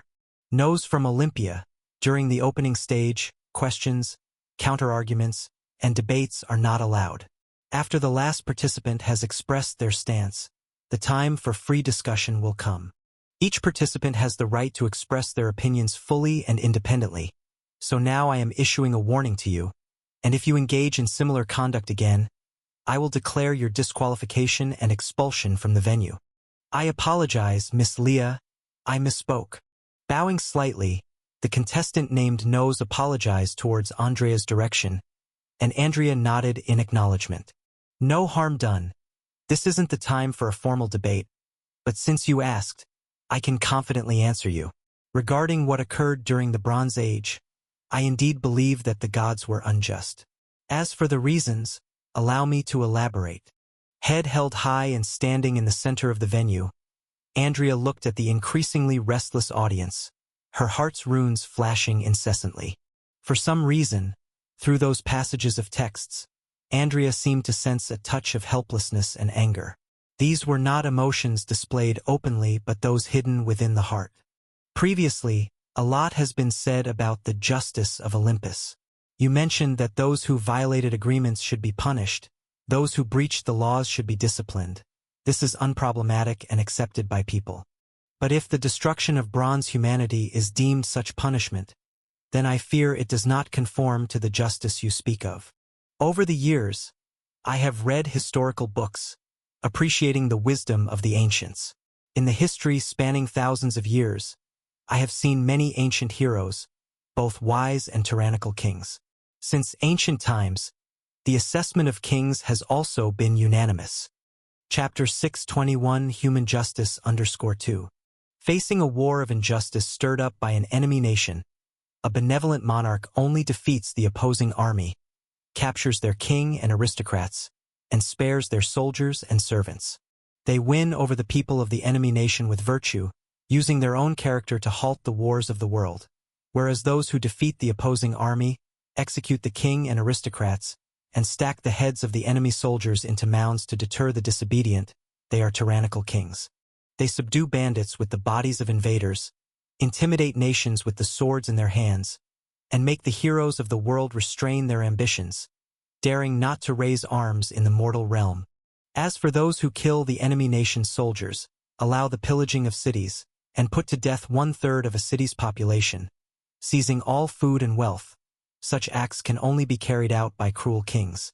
They subdue their subjects with fear, maintaining their rule with strength. Consequently, rebellion persists, and the heroes of various nations vie to draw their swords, proving their martial prowess. History is not only of men but of gods as well. In the ancient years, the first divine king ruled the world in such a manner, and he too was eventually overthrown by his offspring. As for human kings like this, they have seldom been seen throughout history, and not one of them met a good end. Such brutality is rare in the world, yet the destruction of the Bronze Age was far worse, making the former pale in comparison. Even after searching through histories, I have never heard of a king who killed the enemy nation's king and aristocrats, slaughtered all the invading soldiers, and put their entire population to the sword. Blood turned rivers red, and civilization was reduced to rubble. An intolerable act for all life, yet it was precisely the disaster brought down by the gods, the suffering the people of the Bronze Age endured. The act of deceit is unjust, and those who break promises should be punished. But besides the forethinking god and priests who committed all this, what wrong did the rest of bronze humanity do? Even if the gods were angered by this and sent them famine, plagues, and torrential rains, it could be seen as the act of a cruel monarch. However, a flood cascaded over the earth from east to west for 7 days and nights. Not a single life on the earth went unscathed. Even the birds in the sky fell into the vast ocean for lack of a place to land. When all gods deprived mortals of life, whether devout or faithless, whether beasts or insects, can such an act truly be called just? The voice echoed above the assembly. At first, Andrea was merely reciting by rote, but gradually, she began to persuade herself. Indeed, in recent years, wars between city-states and kingdoms have been common, and cruel kings have emerged from time to time, but to kill off an entire nation's lives, leaving not a single human or animal, such an act had never occurred, even by the northern barbarians who performed blood sacrifices. If the gods of Olympus committed such an act, then it would be a behavior even more ruthless than the cruelest of kings in the mortal realm. So how can such actions be called just? For a moment, the assembly fell silent. The first phase of the conference had ended, and the debate among the competitors could begin. Yet for a while, no one stood up to refute on the high platform. So, Miss Leah, this is your opinion? Yes. Andrea nodded in response to the words, while on another platform, Odysseus's voice remained steady. She didn't expect to convince the wise ones present with just a few sentences. This was only the beginning. Now she was ready to witness the wisdom of others. In that case, I will speak frankly. Your speech was indeed splendid, but it also contained quite a few loopholes. Odysseus remarked with a smile, his words unapologetic. Although he indeed harbored fondness for the Miss Leah before him, for Odysseus, love was not something to be obtained by begging or making concessions. Beautiful lady, just now you compared Prometheus to a king waging war, his students and priests to aristocrats, bronze humanity to the citizens, and divine court as another nation responding. This certainly is a fitting metaphor for the fire thief inciting the priests of that time to break their agreement, deceiving all gods, but it contains an undeniable flaw. All that you have spoken of concerns wars between kingdoms and between mortals. Thus, the kingdoms of humanity wage war against each other without annihilating the enemy nation to the last. The conflicts among mortals do not exist to eradicate an entire race. Yet I have heard that humans cannot comprehend the actions of beasts, hence the fish in the water devour their own offspring, and mortals view this as evil. Humans also fail to understand the behavior of insects and predators, so when the mantis consumes its own mate, Mortals cannot accept such brutality. This is how humans regard beasts, but isn't it the same way gods view humans? What mortals consider cruelty may not be seen as cruelty by the gods. These matters are not comparable, as they are conclusions drawn from different perspectives. An argument built upon a flawed premise will invariably lead to a flawed conclusion. Being unable to recognize the essential difference between gods and humans naturally leads to an inability to discern justice and injustice. Therefore, Miss Leah, your earlier speech likely has no significance. With incisive and forceful rhetoric, Odysseus had not disputed the cruelty of the divine king, but rather suggested that comparing gods and mortals was meaningless on account of the gap between them. Debate is like this. Often, there is no right or wrong in the topics argued by both sides, and sometimes there is, but what truly decides the outcome is whether each party's perspective is rigorous, whether it forms a coherent logic, and whether it captures the flaws in the other party's arguments. For a moment, the atmosphere in the arena seemed to shift, and the disturbance caused by what could be deemed Andrea's blasphemous remarks had settled. Faced with the counterattack, Andrea was eager to retort, but she temporarily could not find how to counter the argument of divine and mortal divide. After all, no matter what she said, the other party could always reduce it to as a mortal. How can you understand the thoughts of a god? However, Andrea felt far from discouraged by this situation. After all, she was not very familiar with debating from the start. Her true means of response still lay in the voice that rose in her heart. Very well, Prince of Ithaca, you have evaded my question and attempted to deal with it by claiming this question should not exist. You think that mortals cannot understand gods, just as they cannot understand the birds and the beasts. Although I do not agree with your statement, let's proceed with your viewpoint. With a courteous glance at the tens of thousands of spectators present, Andrea's voice remained steady and unhurried. Just now you said humans cannot comprehend birds and beasts, hence human nature and the nature of birds and beasts are completely different. Humans cannot understand gods, so human behavior can also differ from that of gods. Yet humans praise the diligence of bees and use this to compliment themselves. Humans denounce the brutality of devouring offspring, and thus criticize the behavior of predatory insects. Every judgment in this world is based on one's stance towards others, and so-called fairness also stems from this. To evaluate right and wrong from an individual's stance may be biased. To judge right and wrong from the stance of a city can be fair to the people of that city. To assess right and wrong from a nation's perspective can be fair to that nation. To appraise right and wrong from the perspective of humanity, then to humans this judgment is just. This great assembly is being held in Athens, bringing together the elite from various nations to honor the deities with their wisdom. This showcases the wisdom of man, not the wisdom of gods. This is a debate held by humans, not a debate between humans and gods. If you do not measure justice by human standards, but demand that it be assessed from a non-human standpoint, isn't that contradictory to the very purpose of this assembly?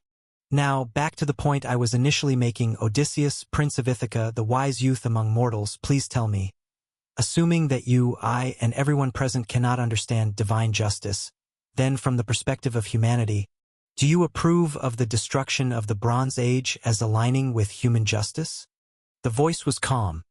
At that moment, a breeze began to stir in the clear sky. Clouds obscured the sunlight, but Andrea's gaze remained bright. Discussing justice beyond mortal understanding at a debate unique to humans is pointless. Justice is relative. If one were to consider divine justice, wouldn't one also have to consider the justice of plants, insects, and fish? Being human, one should ponder issues from the perspective of humanity. In this case, the previous challenges by Odysseus naturally fell apart. Chapter 6:22. Guidance. The vast venue was filled only with the sound of the wind. The clouds gathered on the horizon, seemingly heralding the imminent rain, but at this moment, no one in the venue paid it any mind. This was not only because of the speeches the two contestants had just made, but also because they believed in the technology of Athens. Rumors had it that in distant Silver Moon City, the locals had mastered a magical technique called maze lock, which could locally tweak the strands of the magic net to form a semi-permanent huge barrier, thereby warding off disasters and manipulating the weather. Of course, Athens lacked such capability, and even the maze lock of Silver Moon City was a unique case, purportedly crafted by the goddess of the magic net for Artemis, who had once resided there, or it was said to be her gift to the first generation of wizards. In any case, the existence of Maze Lock was irreplicable, but conjuring a rune barrier to fend off a downpour was not particularly difficult. It was unfit for military use since its coverage was too vast, thus failing to block the sharp lances of knights effectively. But if it were to ward off rain, it seemed quite effortless. Indeed, compared to a glamorous appearance, the brilliance of the spirit is truly captivating. And how many in this world possess both? Ignoring the others, Odysseus had now set aside the rest of the contestants. These intellectuals from various nations might indeed be capable, but the conference had been convened all too hastily, and they might not necessarily represent the pinnacle of their respective nations. With their level of competence, how could they compare with him? Fortunately, he still had opponents. Previously, Odysseus had felt regret for the 3 contestants who had dropped out, but now he only sensed the challenge.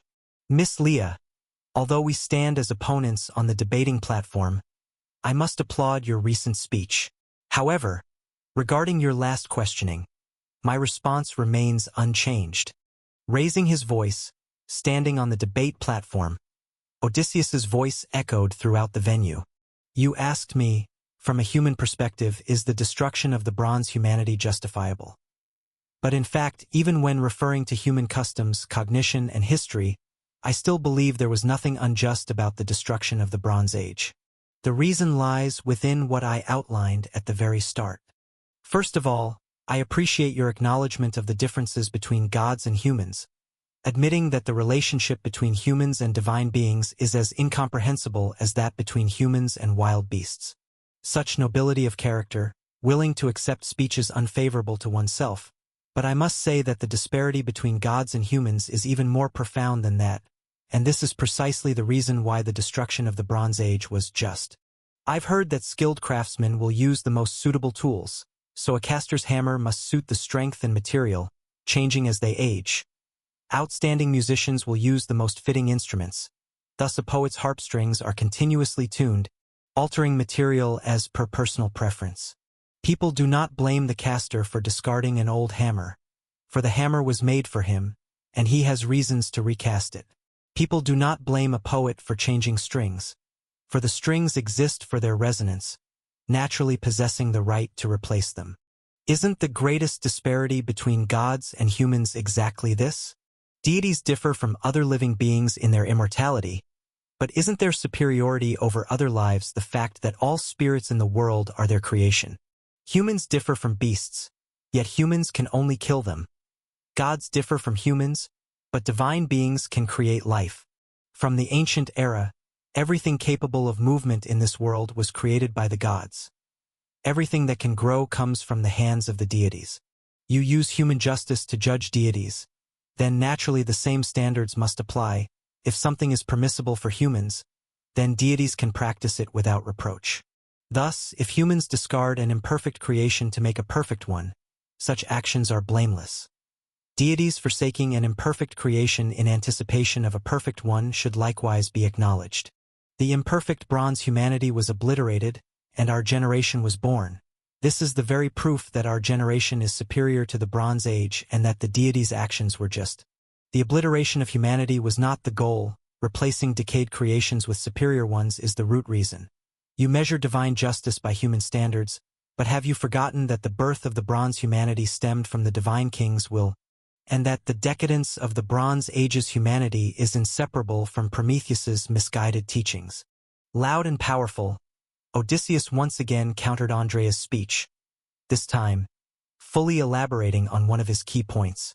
Andrea had used human justice as a standard, believing that human debates naturally required measuring everything by human dimensions, but Odysseus pointed out another key aspect, which is that in this mythic world, humans were not naturally born but, like other lives, were created by gods, a fact undeniable by anyone. The inequality between creator and creation indeed exists. Even from a human perspective, one cannot forcibly assume there's no difference.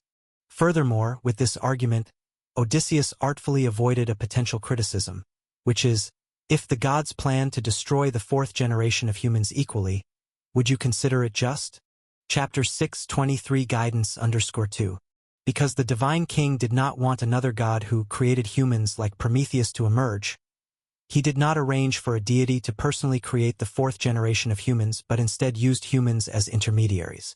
Therefore, Odysseus's argument may apply to the Bronze Age but not to their generation. There was a somewhat sophistical inclination in this, but that's just the nature of debates. They are not about truly clarifying the issues but about expressing one's views and showcasing artistry in language and individual talent. Once these words were uttered, the situation in the venue stabilized once again. However, nobody thought that Andrea would be stumped by this. The player, who had risen to fame like a comet, had proven her capabilities, and everyone was anticipating her response. And true to expectations, under the watchful eyes of the audience, Andrea remained as calm as before. As before, although I don't agree that creating equals possessing, especially when the creation possesses intelligence and the ability to think. Considering humans still cannot create life with intelligence, let's follow your train of thought for now, she said. You say gods made humans, so it is natural for gods to wipe out the old humans, just like humans replace old tools. But a person with integrity only deals with their own tools and does not stretch beyond another's arm to meddle with someone else's tools. A cultivated person will not be shamelessly unapologetic for causing someone else's property to be destroyed because of their actions, she continued. You believe that since God created all spirits, God naturally has the right to replace them. But did the lives of the Bronze Age truly belong to Olympus? She asked.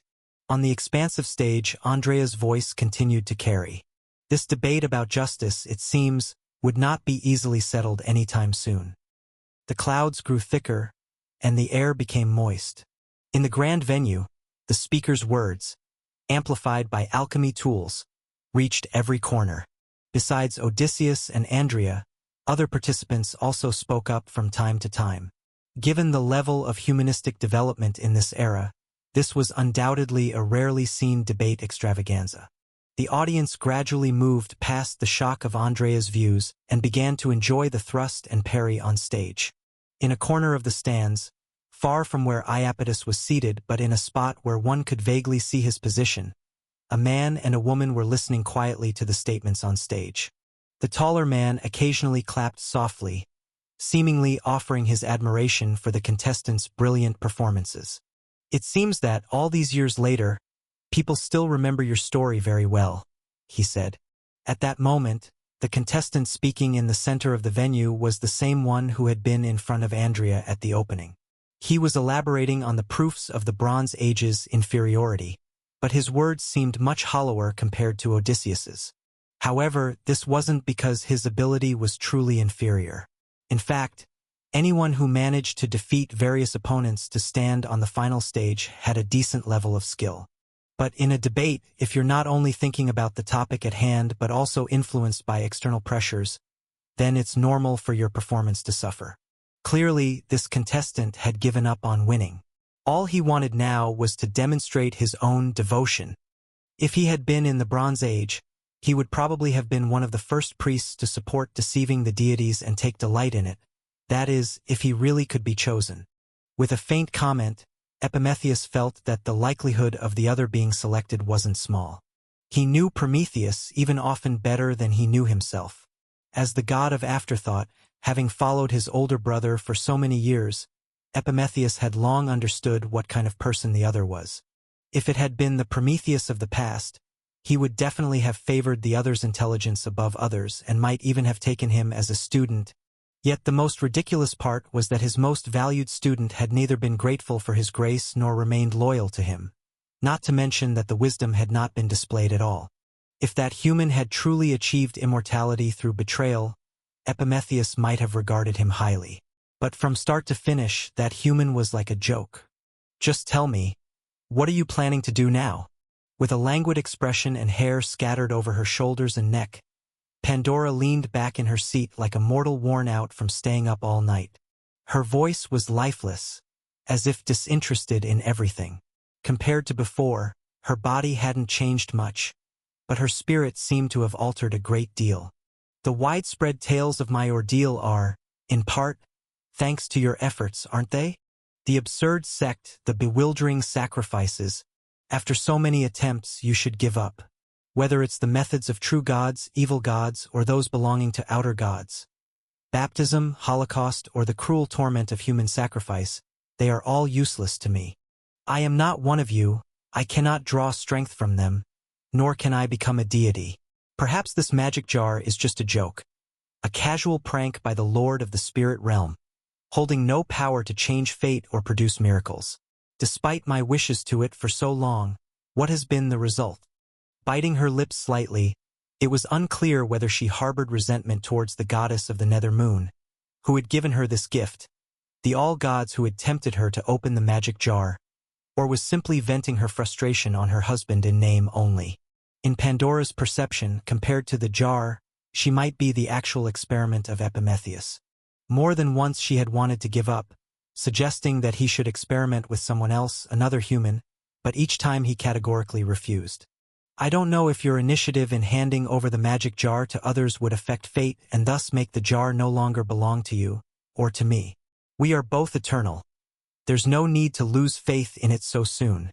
That's what he had said, and that's what he had done. Yet besides more futile efforts, Pandora felt she had gained nothing. Don't rush.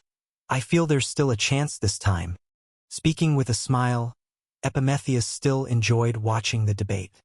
This time we've been deciding our direction and distance by flipping a coin and tossing branches, and we just happened to arrive at the Acropolis of Athens, and just happened to come across this somewhat abnormal debate.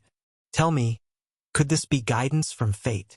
Maybe before I was just interfering too much, too randomly, so this time I'll do nothing. Everything follows your footsteps. Let's see who you'll meet and what happens along the way. Chapter 624, The Second Breaker. If that's what you think it is, the guidance of fate. After all, I can't defy you, can I? She spoke indifferently, without any further reaction, and Pandora gently closed her eyes. Unlike Epimetheus, she had no interest in watching this so-called debate, for with the passing years, the faith that lingered around her yet remained unabsorbed had only increased. Even without direct contact, but with the accumulation of numbers, the countless pleas, curses, hatred, and fear continually tormented her. Whenever a calamity or disease struck the mortal realm, she was invoked by humans as the embodiment of disaster. Even if her received faith for an individual catastrophe didn't match that dedicated to the governing deity, the total was overwhelming. In such circumstances, even though the blessings of all gods had never been withdrawn, Pandora still felt pain and weariness from the depths of her spirit. For a moment, she felt a pang of regret, not for opening the magic jar, because she had realized that perhaps her very purpose was to open it. Her regret was that, 1,000 years prior, during the first great snow that blanketed the world, she had let her name slip unintentionally on her journey. The woman who had brought calamity had thought that the name Pandora would attract the attention of the gods and they would find her and Epimetheus. She wanted to plead for the gods' mercy for her sin, to end her aimless wandering on the earth, but the outcome had sorely disappointed her. No god paid her any heed, as if she had really done nothing at all. On the contrary, the god of hindsight seemed to take inspiration and established a so-called church in her name. Of course, this church, labeled a cult, was equally useless. Once a tool has served its purpose, it can be destroyed. If its whereabouts are unknown, then it might as well be considered lost. Perhaps the gods have not withdrawn their blessings from me, not only because it would be troublesome but more so because they have forgotten me. In Olympus, there is scarcely anyone who remembers the existence of Pandora. Whether in a dream or in reality, Pandora couldn't remember the last time she had slept. With her eyes closed, the sounds of the ongoing debate and the occasional applause seemed increasingly distant. She didn't know how much time had passed. It could have been a very long while or just a brief moment. At some point, Pandora, mired in a daze, seemed to hear a low call from Epimetheus, after which silence suddenly fell around her. Even the disturbance brought by the clamor of faith seemed to be cut off, and she hadn't felt such peace in a long time. "Are you Pandora?"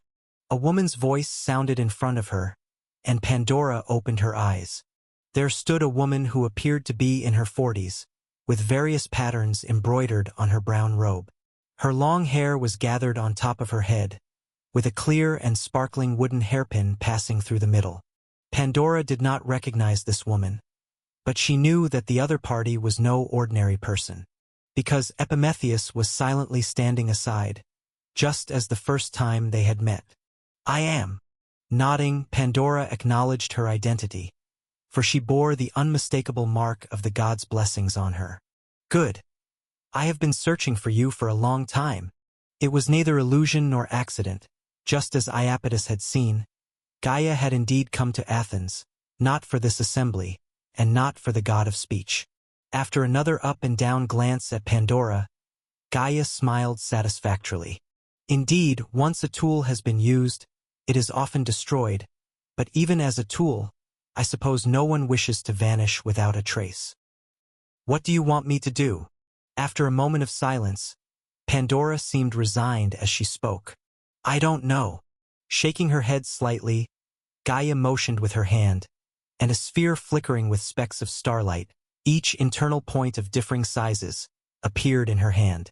At a glance, Pandora seemed to witness the collapse of all things, the end of materiality, and some form of a twisted, despairing cry. Felt familiar, this unique state. Was it somewhat like what Epimetheus had described, those divine fragments of the ancient sun god scattered across the earth? In that moment, numerous speculations flashed through Pandora's mind. Could this be the delayed fate of the magic jar? But this did not align with her own prayers. She had seen many beasts that had merged with divine fragments, but not only did they have to constantly endure the mental pollution from within the fragments, they also hadn't become deities as a result. Even after the disaster of Typhon had ended, when the 3 rounds of man-made suns, each embodying authority, took turns rising into the sky, Pandora had discussed this matter with Epimetheus. He had assured her that even if someone could withstand the mental shock of those 3 suns and took hold of their respective authorities, they still wouldn't be considered true gods. After all, the authority of a true god cannot be stripped away by beings outside of the world. But if those divine fragments were to be taken by others, the power that originally belonged to you would also be lost. All the while, Pandora was certain that what she had once prayed to become was indeed a true god, one with unstrippable authority, eternally undying within this world. Could it be that this was a destiny the magic jar could not manifest, leading her to settle for less? Or perhaps this actually suggested something, such as the key role these divine fragments might play in becoming a true deity. For a moment, 1,000 thoughts whirled in Pandora's heart, yet Gaia clearly perceived none of them. It was entirely normal for mortals to be shocked and dumbfounded by such a sight. After all, they were not very knowledgeable to begin with. "I do not know if you understand what this thing is, nor if you are aware of the kind of power required to create such a result, but it does not matter, I can tell you. It is Perseus, the god of material destruction, a true god who is arrogantly disrespectful towards his own parents and elders, and shows no mercy to his own children. But all that is in the past. Now he is what you see before you." Gaia's narration was impassive, and Pandora listened quietly, while at that moment, Epimetheus didn't even know what to say. It was the first time he had let Pandora follow destiny. And then she had immediately run into the long-lost Mother Earth. Whatever Pandora could think of, he naturally could too. And it seemed that this meeting did indeed play a role in fulfilling a wish, but it was definitely not the kind of effect he desired. "Huff, at least I've drawn 2 lessons. Making a wish to the magic jar is indeed effective, it's just that it probably only works for the wish itself. For the people around, such as me, it probably does not take into account at all. Furthermore, water always flows where the resistance is least, and perhaps destiny, after confirming its destination, will also only flow along the most direct trajectory. As for whether this aligns with the initial intention of the wisher, that remains unknown." The name of Perseus, the god of material destruction, was known to Epimetheus, but how Pandora's wish was to be realized through him, the god of hindsight could not determine. He too had once fantasized about the power of a shattered sun, and thus had researched those divine fragments. He was roughly aware of their pros and cons. Intuition told Epimetheus that whether Pandora could become a true god or not, He was unsure, but even if she did, it would likely not be what she anticipated.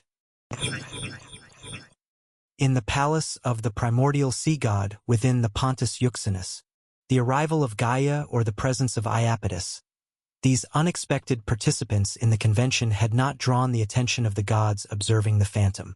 Only Zeus, acting as the caster, seemed to sense some slight traces of the god of speech, but he said nothing, acting as if he did not exist. However, the lack of reaction from Zeus didn't mean the other gods watching the event felt the same. As Andrea's increasingly sharp speeches were conveyed through the phantom in front of all gods, some deities were growing impatient. Your Majesty, I was unaware until now that such blasphemous beings existed among the mortals, and she is capable of standing at a grand event in Athens, spreading her ideology to even more mortals. With a somewhat excited expression, Ares stepped forward, looking towards Zeus who sat upon the golden throne. I think such a person has no right to keep living on earth. She should receive eternal punishment like Tantalus. Please permit me to go to the mortal realm myself and bestow upon her the fate she deserves. Even without explicit words, the gods could tell that Ares was so eager to try, simply because it was Athens. As he spoke, he even glances towards where Athena was, yet regrettably, she did not even spare him a glance. Ares, this is merely a debate, and the positions held in a debate do not represent the speaker's own views. If you were to act on it, it would only tarnish the reputation of the gods. Speaking softly, it was Hestia who addressed Zeus. The opinion of Ares was not important. What mattered was what the divine king thought. And based on past experience, Zeus, while not likely to directly express his view, would certainly hint at something. The goddess of Hrothfire did not know if her plea would make a difference, but she spoke up nonetheless. To her surprise, this time Zeus did not seem angry at all. That's right, Ares, it's only a human debate. Since I have already promised not to punish them for their speeches, I will certainly keep my word. Zeus spoke calmly, his mood seemingly oddly positive. Moreover, if she wins the final victory, she will come here to become the judge who decides the fate of the golden apple. Zephyrus, it's getting late. Why don't you set off in advance? As you wish, Your Majesty. Zephyrus too was unclear about what Zeus was planning, but the god of the west wind never pondered over things he couldn't understand. He simply stood up, bowed, and then transformed into a gust of wind, disappearing from sight. Chapter 625 The Path. The wind god left the temple, and far away in Acropolis, Gaia's conversation with Pandora continued. Perseus, the god of material destruction, son of Crius and Eurybia, was also the father of Hecate. Strictly speaking, the godhood of material destruction in other worlds should be subordinate to death, but as in the original myths where Thanatos, the god simply of harvesting souls, was directly strangled at birth, due to chaos's imbalance of life and death, the actual godhood of Perseus leaned more towards destruction and dissolution, rather than death and the end. However, this also perfectly suited his identity as the former god of meteorology and son of Crius. The essence of Perseus's authority lay in the part of meteorology that tended towards catastrophes and destruction, the collapse of natural material structures, and he shared the domain related to natural disasters with later-born Earthshaker god and Lord of the Storm, Poseidon. In terms of lineage, he was one of the 12 principal gods of Olympus today, the uncle of Zeus's most trusted wind god, Zephyrus, the son-in-law of the lightless celestial body god, Ceus, and the grandson of the ancient sea god, Pontus. In terms of power, he himself was a being who touched upon great divine strength solely by virtue of his innate divine position, even stronger than the former ancient sun god Helios who only presided over the motion of the sun. In terms of starting conditions, Perseus seemingly had everything. Among the Titans' deities, he was one of the few second-generation Titans with the best innate conditions, until the day Hecate was born. On that day, like Poseidon, the godhood of Perseus, which also tended towards natural disasters and destruction, made big speeches at the banquet of the second-generation divine king, expressing his dissatisfaction with his wife, the goddess of meteor, Asteria, while mocking Cronus for committing crimes against the heavens, resulting in the birth of a deity without godhood. His anger was not unfounded. After all, His marriage to Asteria was essentially a trade, a medium for the former divine king to win over the lightless celestial body god to oppose the ancient sun god. But regardless of the reasons, Perseus still paid the price for such brazen speech. The lightless celestial body god Ceus immediately gave up on the son-in-law he already disliked. Crius also began to loathe this son, and Cronus, who was already feeling guilty, did not need to say anything as he was very restrained for not turning hostile on the spot. After sabotaging his own starting connections, Perseus, realizing this, did not care much, because although his power had not reached its peak at the time, he was already a true god with intermediate divine power. Like Poseidon, unwilling to be inferior to others, and with strength, where in the world could he not go? Thus, Perseus immediately went down to the desolate and lonely land beneath the earth, into the underworld lit by the nether moon. The laws there were also in line with his godhood, and if he could subdue the gods of the underworld, then when he ascended to great divine strength, according to the situation of the early middle period of the Second Era, he would also be considered a ruler in his own right. But ideals are always beautiful, and reality is cruel. Despite not being a deity known for staying out of trouble, he had remained inconspicuous since the Second Era. Not only did Hecate never hear any news about him, even when asking Leto, she only got a vague answer, which of course was not without reason. C3-88. Because not long after coming to the underworld, Perseus encountered Gaia. Or rather, the underworld originally belonged to part of Gaia's power before Hades was born. So, he has been imprisoned by you for an era? Pandora softly inquired, looking at the orb in front of her, shimmering with starlight. She had never imagined that such a powerful deity would end up in such a state. That's not quite it at first. I just wanted him to help me search for the whereabouts of those children in the abyss. Unfortunately, in the end, he proved with facts that an existence imprisoned by the Divine King could only be released by the Divine King. At least that was the case for the abyss in the previous two epics. After that, he seemed quite resentful of me for sending him into Tartarus, so I kept him there a little longer, planning to let him reflect on his mistakes before letting him go. By the time Zeus was born and Cronus' strength grew day by day, I shifted my attention to the surface, and I forgot all about him.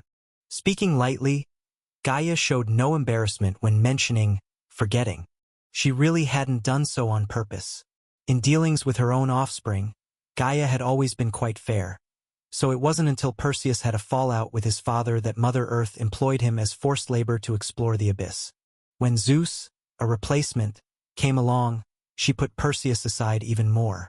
According to the original plan, Gaia was prepared to let Perseus go after Zeus rescued the Titans. However, plans couldn't keep up with changes. From the day Zeus freed the Titans, a decade of the Titan War, the cataclysm of the changing epic, Gaia's centuries of slumber, waking up to fight Olympus, and then being defeated in plain view before giving birth to Typhon. For Gaia, she hardly had a moment to spare.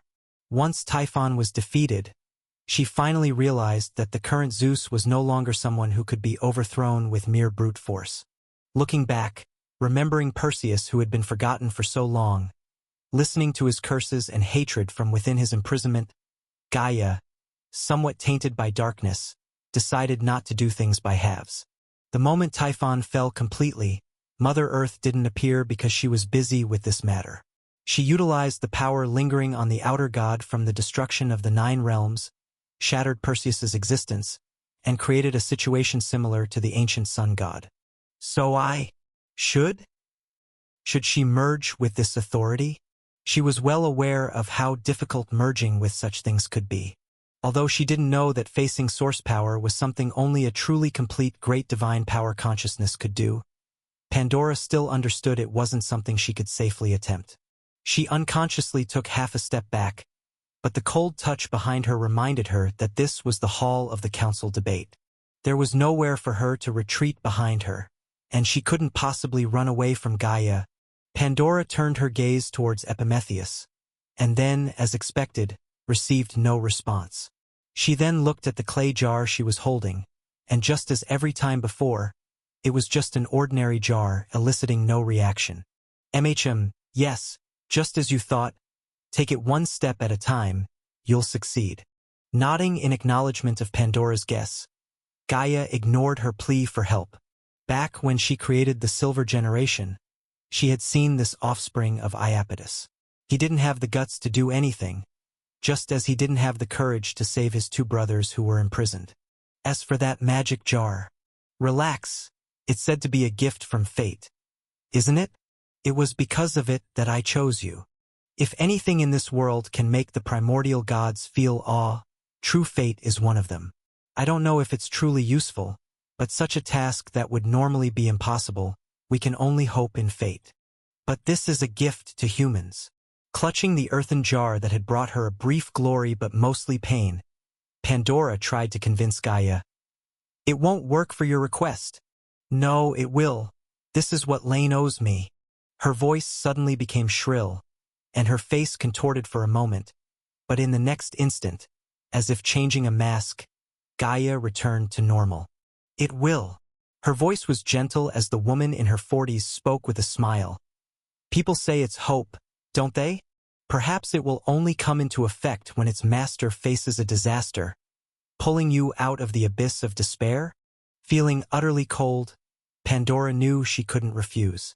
She didn't know what exactly she had done wrong, why everyone in the world was deceiving her, using her.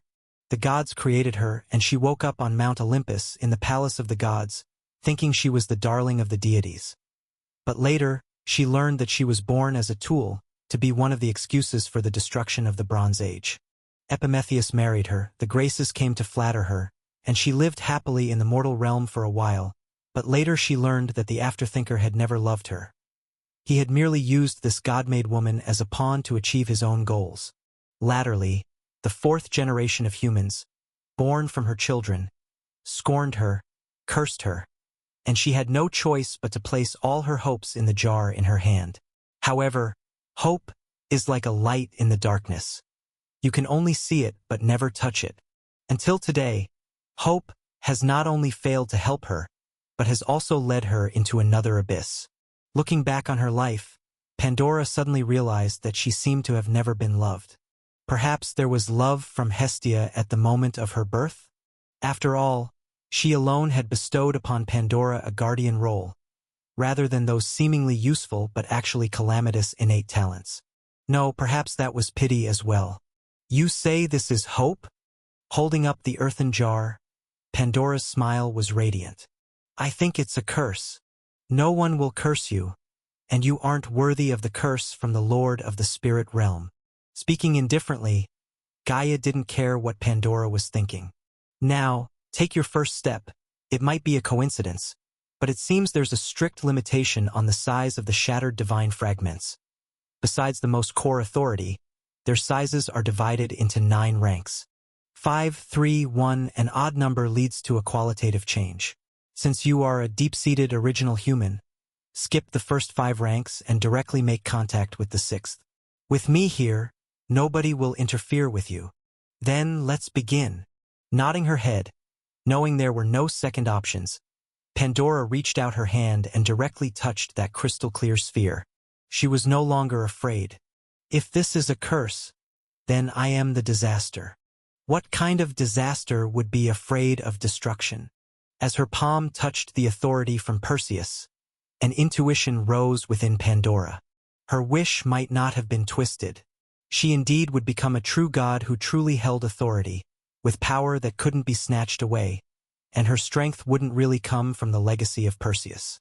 She caught a glimpse of another path, the one destined for her.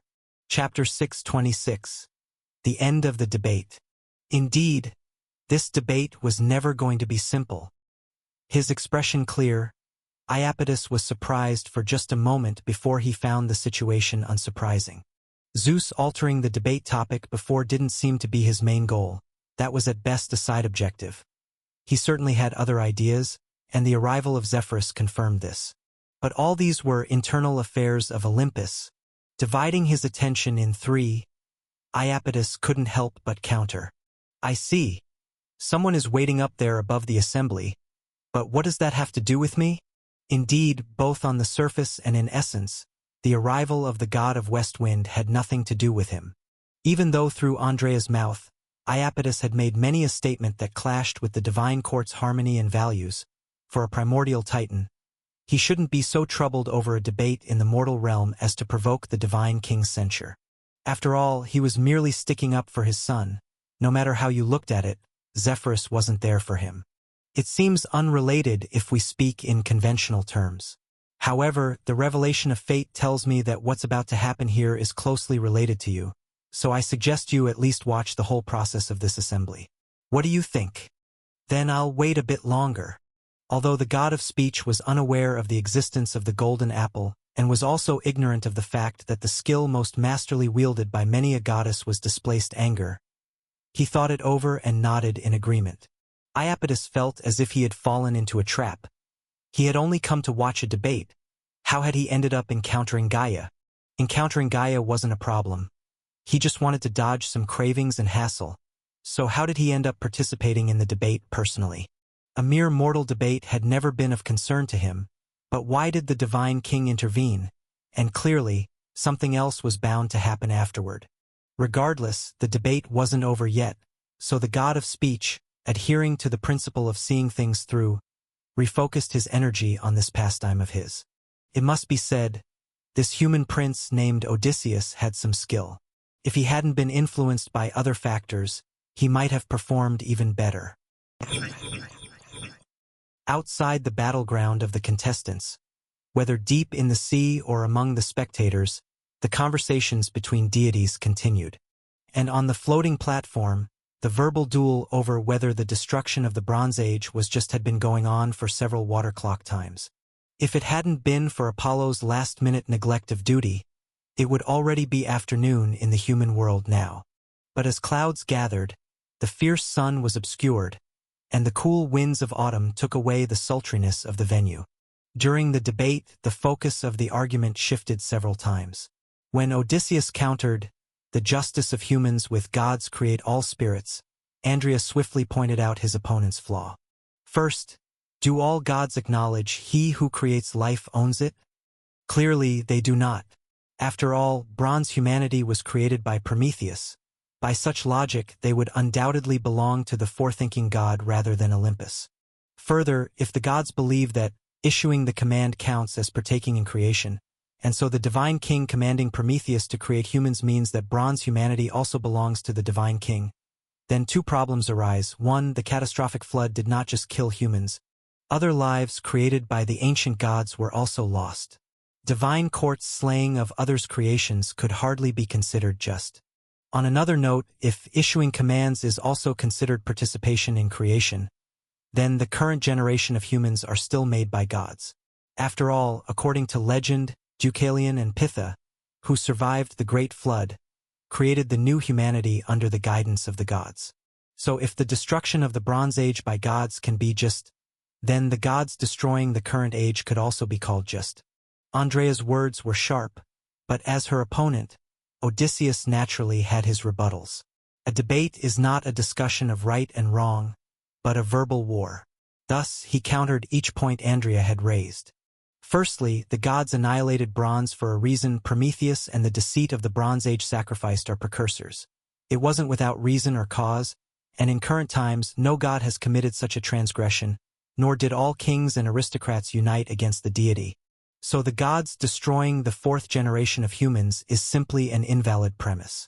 Moreover, he had heard that the heavens and earth have no will of their own, but they can provide revelations of destiny, guiding gods and humans onto the right path.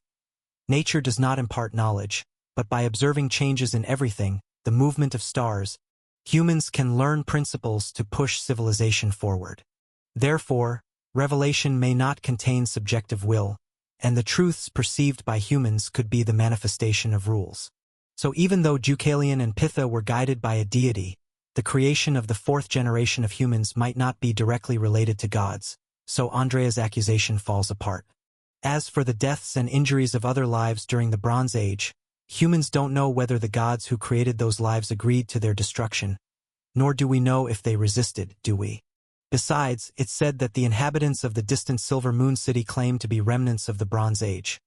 Does this not suggest that the Olympian gods might have considered other deities' opinions, slain those in agreement, and spared those cherished by dissenting creators? Chapter 627. The End of the Debate _2. having completed his round of defense, Odysseus naturally could not let the matter rest. Merely unraveling the opponent's line of attack would only put him at a disadvantage, so he decisively turned defense into attack, shifting the topic from the justice of the divine court to why question the justice of the divine court. He argued that Andrea believed the actions of the divine court during the Bronze Age were unjust, and that the allegations of injustice during the Bronze Age mostly elaborated on the broad extent of divine punishment and the many deaths. Later, Andrea even questioned him, if the gods were to also destroy the fourth generation of humans, would you still think that was just? Odysseus believed that such speech was likely affected by subjective emotions. Did this prove that the reason Andrea wanted to prove the injustice of the divine court was actually due to concern that the deities would continue the destruction of humans, and that the accusation against the divine court was merely out of a sense of hurt to one's kind? There was no need for this because the divine court was just, it had its reasons for destroying the Bronze Age, and during that age, the Church of all gods had deeply intervened in all aspects of human life. Humans could not understand the justice of the gods. So the gods told humans what their justice was through the Church.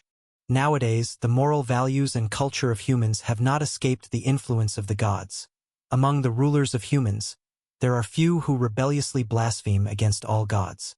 Thus, the catastrophe of the Bronze Age was destined not to recur in this era. This statement undoubtedly resonated enormously among the audience because, as the debate progressed, indeed some were starting to fear. Odysseus's words not only dispelled their doubts but also gave them a psychological suggestion. You have to believe the divine court is just, after all, a just divine court naturally would not bring down disaster indiscriminately. And what I'm saying is right. The fourth generation of humans will not be destroyed. Conversely, if the divine court is not just, everything I say is wrong, and wouldn't that mean the fourth generation of humans is always in danger, potentially facing destruction at any moment? Under such psychological influence, even if it is out of avoidance, many people would subconsciously believe in the justice of the gods. It must be said, in this classical age, it is rare to find someone who can create such psychological traps. This alone is enough to show Odysseus's ability to lead ordinary people. Andrea also noticed this, but she was not the least bit flustered. If the opponent questioned whether she, as a debater, was objective or was influenced by emotions, she naturally could not admit it, but she would not get entangled with him over this. After all, the influence of emotions is too subjective, hard to find solid evidence to prove either way. If she really engaged in debate with him on this, that would indeed be stepping into a trap. Therefore, the tone of the debate on the field shifted, as Andrea no longer eagerly discussed the justice of the Bronze Age's destruction, but began to break through Odysseus's psychological suggestion. The opponent equated the justice of the divine court with the safety of the fourth generation of humans, trying to guide the audience to believe, if the divine court is just, we are safe. If the divine court is unjust, we are in danger. Thereby, under the influence of avoidance psychology, convincing them to believe the divine court has always been just. There are, however, many ways to respond to this. For example, the simplest one is that the fourth generation of humans is inherently different from those of the Bronze Age, and in the current world, if deities really wanted to destroy the world, it would be difficult to say whether they could succeed. However, such statements clash not only with most people's impression of the mighty deities, but also tend towards unraveling the opponent's attack rather than establishing one's own advantage while doing so. So, since Odysseus had used a psychological strategy, Andrea followed suit. She suggested that Odysseus believed the deities told humans the justice of the gods through the means of the Church, thereby influencing human thought and culture, which indeed exists. However, this not only failed to prove the consistent justice of the deities, but on the contrary, it's a good counterexample. The divine king and the queen of gods preached human marriage, revealing what fair marriage looks like in the eyes of the deities. Yet the divine king and the heavenly empress, who established this standard, did not adhere to the standards they themselves set. On stage, Andrea listed the divine king's betrayal of marriage and mentioned Hera, as the guardian of marriage, who, instead of turning the sword against the divine king, perpetrated extensive harm on the women violated by Zeus. The deities themselves invented the institution of marriage, yet while teaching humans to adhere to it, they themselves did as they pleased. Doesn't this precisely demonstrate the difference between gods and humans? If harmonious marriage is indeed recognized as justice by the deities, then reality has proven that the gods themselves can violate it. Therefore, no matter why the Bronze Age perished, it cannot guarantee that the deities won't destroy the fourth generation of humans. If the justice of the gods is indeed incomprehensible to mortals, encompassing both adherence to marriage and destruction of marriage, then Odysseus's argument is also debunked because humans learned the justice from the gods that are wrong. Humans learning the wrong thing is just like what Prometheus taught about deceit, becoming the basis for the deities to mete out punishment, right? In the course of the conversation, the psychological suggestion established by Odysseus was easily broken, even raising doubts about the justice of the deities among the audience. Although injustice in marriage does not mean injustice in other matters, people are always willing to believe that a criminal has committed more than one crime. Thus, standing on different perspectives, the debate between the two parties continued for several water clock times. And in this clash of thoughts and words, the audience present also felt the appeal of language. A debate does not really need to result in a victory or defeat, unless there is a large gap in the level of the debaters, otherwise it is rare to see one party rendered speechless, and it is more about one side being forced to defend passively, being at a disadvantage during the exchange. So ultimately, as time passed, this debate gradually moved towards its conclusion.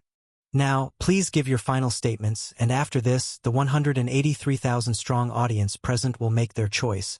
Serving as judges, they will decide the champion of this debate. The long-absent elder returned to the stage, and looking at his face, it was hard to hide his fatigue.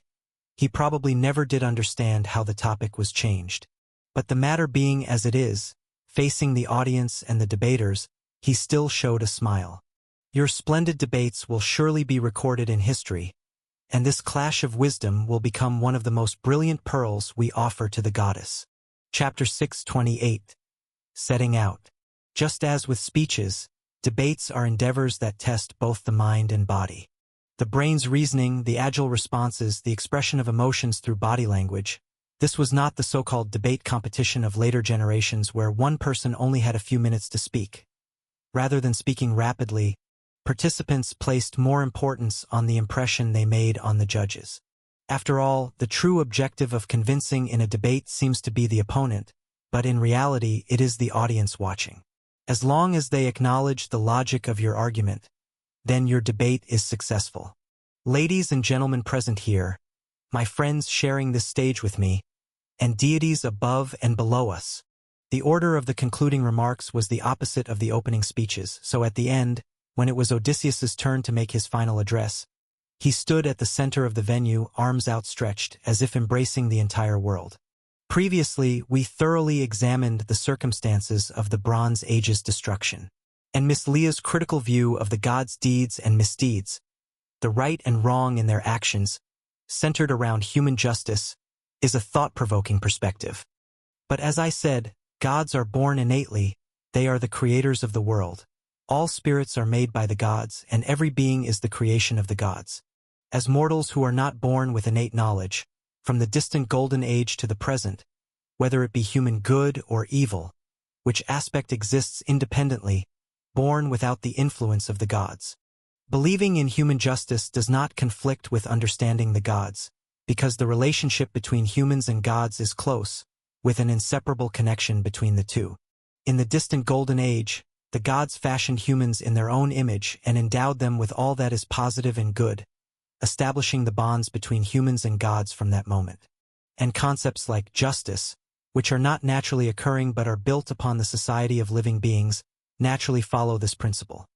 Since the norms of human society originally stem from the gods, then humans should naturally learn it first, rather than question it. I have heard that ancient heroes achieved countless feats in their lifetimes, and in the end, they were raised to the heavens, which is the closest depiction of the relationship between humans and gods. Everything about a human comes from the gods, and all that the gods represent is ultimately the destination of humanity. Lastly, I dedicate this grand debate to the wisdom of Athena, as is fitting etiquette for a foreigner like myself. A hubbub of voices arose among the audience below, and applause for these wise men of the nations rose and fell in waves. The debate had ended, But the ultimate victor had not yet been chosen. Everyone knew that soon, it would be time to select the champion. Almost simultaneously, another box was opened on the audience's seats. A similar arrangement to the one used at the beginning to select the topic appeared before them. All the spectators will once again use flags bearing the names of different contestants to draw a perfect end to this grand event. As the organizer, before the results come out, I will announce the prize for the champion of this competition. The host took the stage once again, facing the audience present. The treasury of Athens will be open to him. The victor will have the right to choose what he desires from it, and the prize from the church will be personally reviewed by the deity. As his words fell, the atmosphere on the scene heated up even more. The noise ebbed and flowed as the host lifted his hand, and the official voting for the final victor began. A few projected numbers floated in mid-air, updating in real time the changing vote counts for the different contestants. However, it was evident that two numbers were far outpacing the rest, not even in the same league as the others. "This is indeed fair," Iapetus nodded as he sat below. But the fairness he referred to was not about the count but about the competition itself. Purely from the standpoint of debate, this young man actually finds himself at a disadvantage. The topic of this competition is to discuss the justice and injustice of the Bronze Age's demise, but due to identity and stance, he could only limit the discussion to the justice of the gods, often leaving him at a disadvantage during the debate. Yet, from the external environment, people ultimately revere the deities, and their voting tendency will naturally be biased. The plus and minus between these create a balance that cancels each other out. As his hobby, Iapetus hoped for a fairly adjudicated outcome for the event. Thus, satisfied with everything, the god of speech quietly awaited the determination of the victor. As time ticked away, the numbers in the sky grew larger. The ethereal hourglass reminded the audience to make their choices quickly, and before the sand ran out, the last spectator finally cast their vote. The results were in, and the crowd should have been cheering the birth of a champion, but an awkward silence had fallen over the contest. Because whether by coincidence or not, the two highest scores turned out to be exactly equal, not a point off. For a moment, Modia, the host, was frozen in place once again. In the past, the judges' bench for a competition would generally have an odd number of votes to prevent a tie. With the voting involving tens of thousands of spectators this time, he had assumed that such a situation would not occur. After all, obtaining equal votes out of tens of thousands would be incredibly difficult, yet there it was, happening right before his eyes. "Ahem, Mr. Modia, please announce the final champion." Odysseus coughed lightly, breaking the silence at that moment. He looked at the host and then glanced at Andrea. "You have won this competition, not because of the debate, but because to this day, I have not solved your riddle. This is a contest that tests wisdom and justice, and the debate is only a part of it. I, Odysseus, will not claim honor that doesn't belong to me." The young prince's voice arose within the arena, instantly easing the previously awkward atmosphere, followed by enthusiastic applause. And faced with this sudden turn of events, Andrea was taken aback. She intended to decline because only she knew the truth behind her string of victories. But in the end, she smiled and accepted. "It wasn't me who defeated you, Odysseus. I too stood on the shoulders of giants. It was the wisdom of my predecessors that made me. However, since you are so interested in my game, I will tell you its secret. A game in itself does not represent wisdom, but I think its solution could indeed bear more fruitful knowledge for this era." In the midst of speech, the champion of this assembly was thoroughly determined. As the host, Modia too breathed a sigh of relief, waving his hand as gorgeous floral ribbons fluttered out from all directions, starting to dance in the sky. After a series of twists and turns, the debate finally ended, and the floating platform where Andrea stood slowly rose and then moved to the center of the arena. A few transcendent individuals were already sensing a powerful presence rising from the east. The presence was surely that of Theseus, the king of Athens, protector of the fortress city to the east of the Acropolis. He would present the award to the champion personally, a tradition of long standing. The legendary king of Athens, who had elevated it from a mid-level nation to today's regional hegemon, Guests from various nations all wished to see for themselves what this king, who respected the all-gods less than the rumors suggested but was still bold and domineering, looked like. Andrea felt a slight pang of guilt, after all, since escaping the pursuit of the resurrection sect. She should have returned to the royal palace. Although this was because Lane did not allow it, she knew very well that throughout the journey, she had never tried to secretly contact any official personnel in Athens. I wonder how angry Father is. Her heart was in turmoil, but she tried her best not to show it. Like all the spectators present, Andrea awaited Theseus's arrival. However, in the next moment, the quietly waiting little princess suddenly looked up, and so did the audience. For the clouds in the sky had suddenly parted to form a hole, and the sun's light previously obscured poured through, shining in mid-air. A figure dressed in a pale blue chiton and a golden robe appeared within the sunlight. In his hand, he held a scepter, looking down upon the tens of thousands of people in the spacious arena. Invisible currents of air swirled around him, causing his robes to flutter noisily. I am Zephyrus, the principal god of Olympus, the lord of mortal meteorology. His voice was calm but slightly hurried. The god of west wind extended his hand and a golden ladder immediately materialized out of nowhere. I am here by the divine king's command, to invite the most wise and just mortal to the deity's banquet. So mortal, do you accept this honor and agree to partake in the feast of the gods? Normally, Zephyrus wouldn't ask for acceptance, but sensing the approaching king of Athens, he used more gentle words. As a wind god skilled in evasion and roaming, he did not have the same trepidations as the sea god who ruled over fixed maritime domains concerning the thorny powerful mortals. But now he was here by the divine king's command, and it was best not to court trouble if he could avoid it. If you had listened to the debate just now, perhaps you would understand that for such an honor, it might be better to choose Odysseus. After a moment of silence, facing the god of west wind, Andrea spoke up. So you're refusing my invitation? Zephyrus furrowed his brow slightly, actually a bit unsure of what to do. The counts from earlier had been close. Theoretically, he would have chosen Odysseus if possible. But when he departed, the divine king seemed to have no aversion to Andrea. Who knew what Zeus was thinking? But after sizing up Andrea, Zephyrus suddenly had a moment of realization. The gods do not harbor dissatisfaction over mortal debates. Mortal, do you accept my invitation? Then I accept. Taking a deep breath, Andrea nodded in agreement. She called out to Lane in her mind, and then received a corresponding response. Perhaps this was the reason she had come to this great assembly. Realizing this, Andrea relaxed slightly.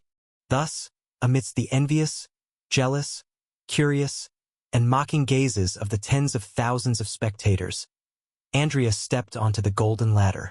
A banquet of the gods, it was her first time witnessing it. Chapter 629 Choices, Jokes, Father and Son. Pontus Euxinus, inside the palace of the primordial sea god. The debate in the mortal world had ended, and the illusory images shattered accordingly. As Andrea spoke within her mind, the gods within the great hall were similarly awaiting her arrival.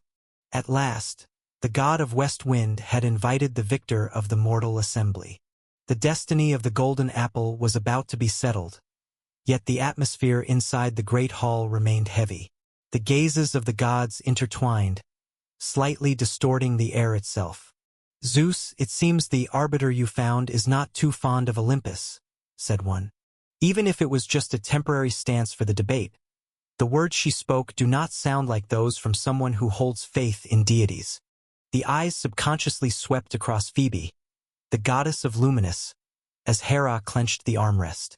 Why do the old things of yesteryear still covet their affairs? The current chaos belongs to the era of the Olympian pantheon. Never mind, Hera.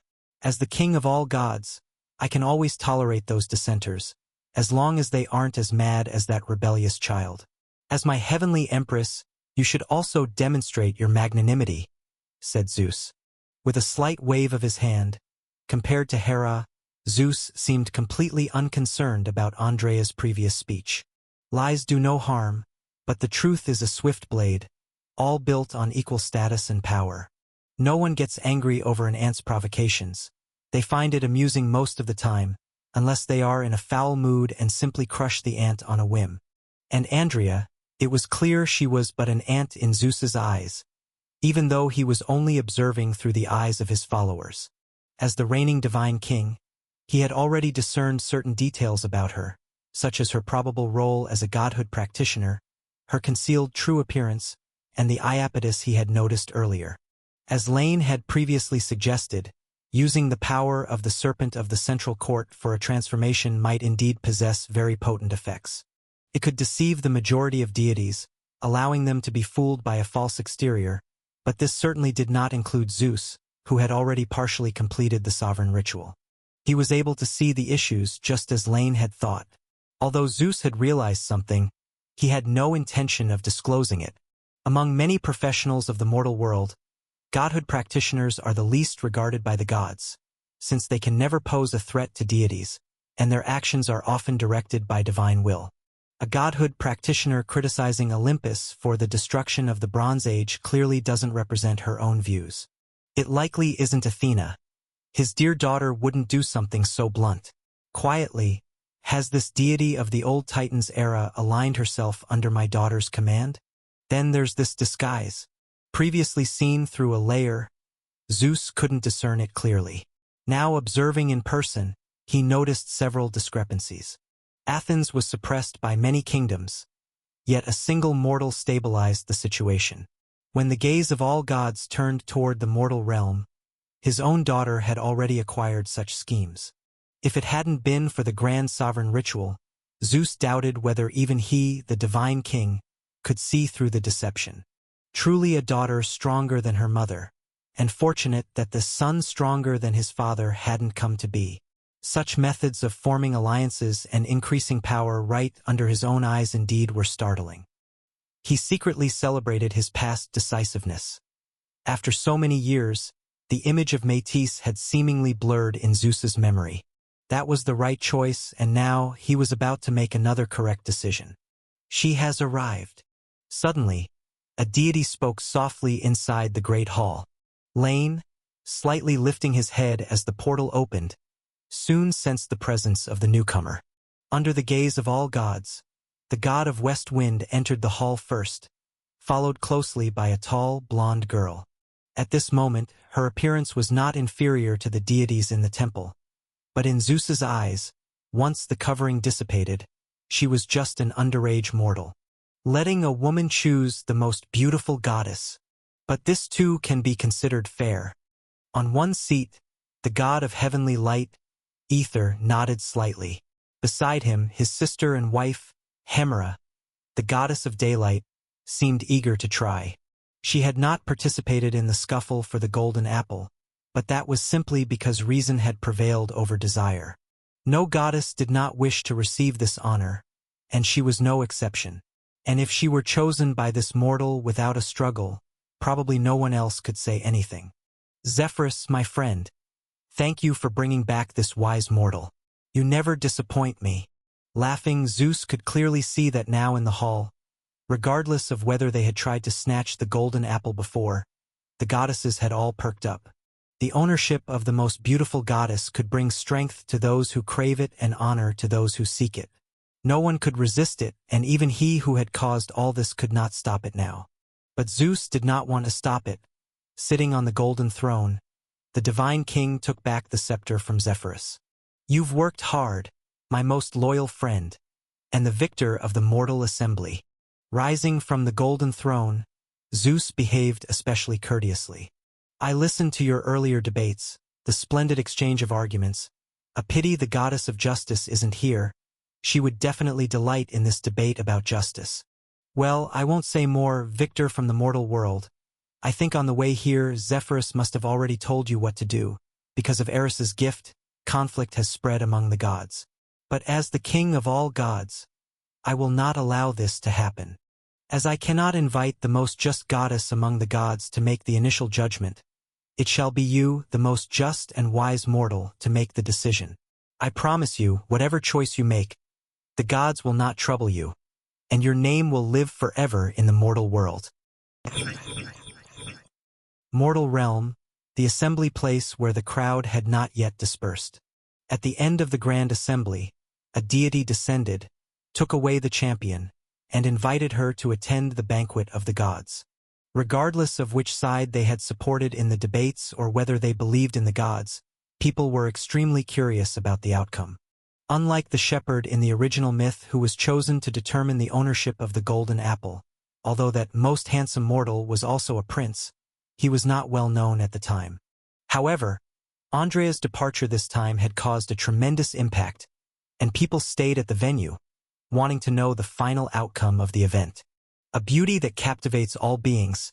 Does it stir your heart? No?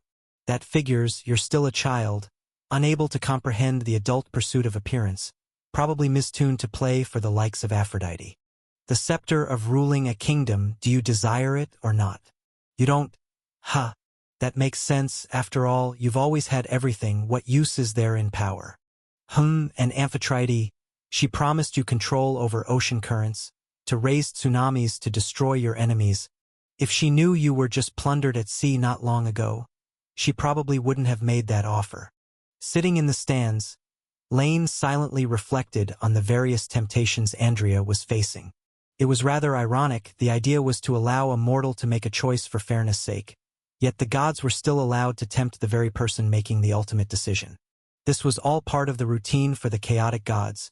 They were always crafty in both creating rules and breaking them. So what am I supposed to do after all? You brought me here to choose beauty. If so, maybe I should choose Princess Athena. The goddess is the most beautiful, no objections accepted. The voice carried surely. Andrea was undoubtedly undergoing the gods' temptations.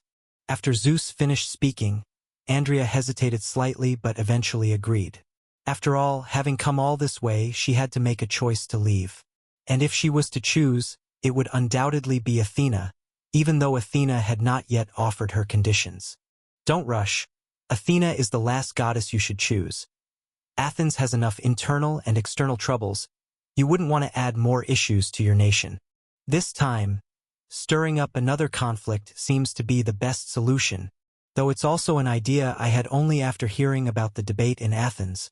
Not sure if it will really work.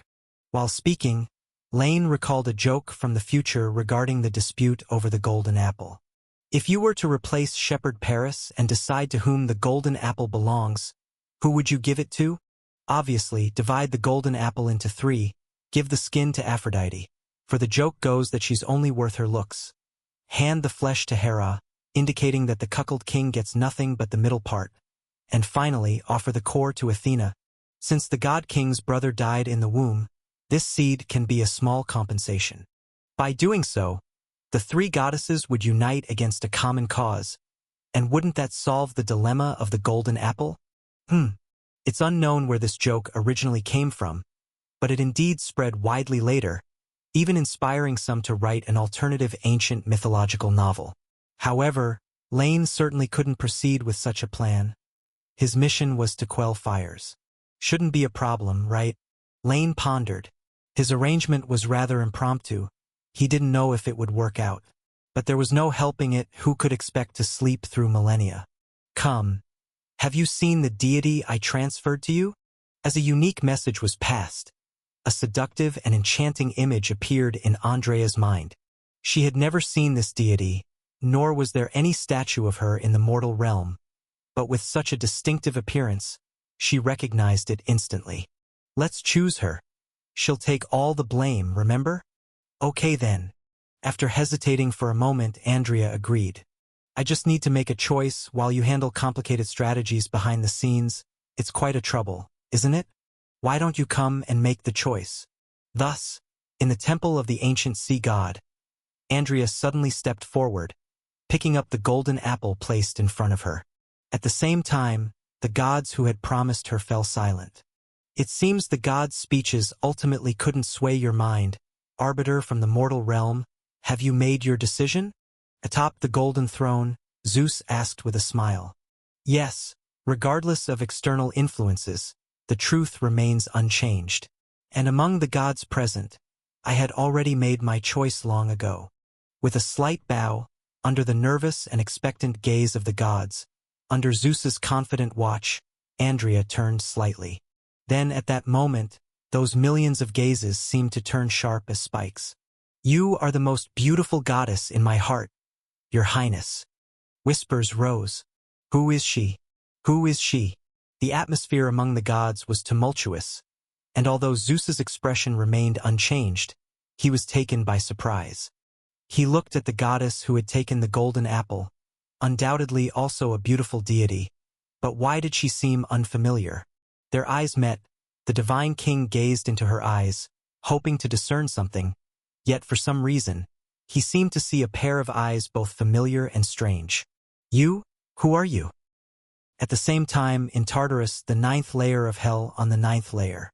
Asmodeus stood alone in the vast sky, a slight smile on his face. "It's a good strategy, indeed, just a pity. It seems you have forgotten. While we are indeed allies against the abyss, that doesn't mean I'm your puppet. And she is a deity under my command." Chapter 630. Draw the sword. Hell and the outside world are different. Women are a rare existence within the 9 hells, for the Silver Generation had no women. The women that exist today are mostly demons born later, and although some are powerful, most do not have the ability to be active in the mortal realm. In this case, a female from hell who could also partake in feasts of gods, while satisfying these 3 conditions, simply could not be anyone else. Keto, a sea monster who had once drank the blood of Heavenly Father, was deceived by the great devil Mephisto into becoming his accomplice and later became the true god of false beauty. Only she met these conditions, and the golden apple was significant only for her. To the most beautiful goddess, which restricted the competition for it to those recognized by all gods. And now, the golden apple that attracted the god's attention was before Keto. Within reach should she extend her hand. What is this situation? When did she arrive? And why wasn't I notified? In a low exclamation, seated conspicuously near the divine king, Pontus's eldest son, the gentle god of the sea, Nereus, was momentarily at a loss. His remark didn't really make sense, especially since Keto was among the few who could come and go from the palace of the primordial sea god without notifying anyone beforehand or facing any obstruction. Moreover, unlike other deities, Nereus was aware of Keto's existence. Or rather, in the mortal realm, Keto had been actively and openly present for thousands of years, and if her name wasn't more prominent, it was only because she chose to keep a low profile. As a true god who had sided with the 9 hells, Keto's situation was different from that of Mephisto and Crius. The former was a black sheep, always had been. A quasi-god appearing suddenly attracted considerable attention and could easily draw the divine court's scrutiny. Thus, though he often traveled to the mortal realm, the great devil was always cautious.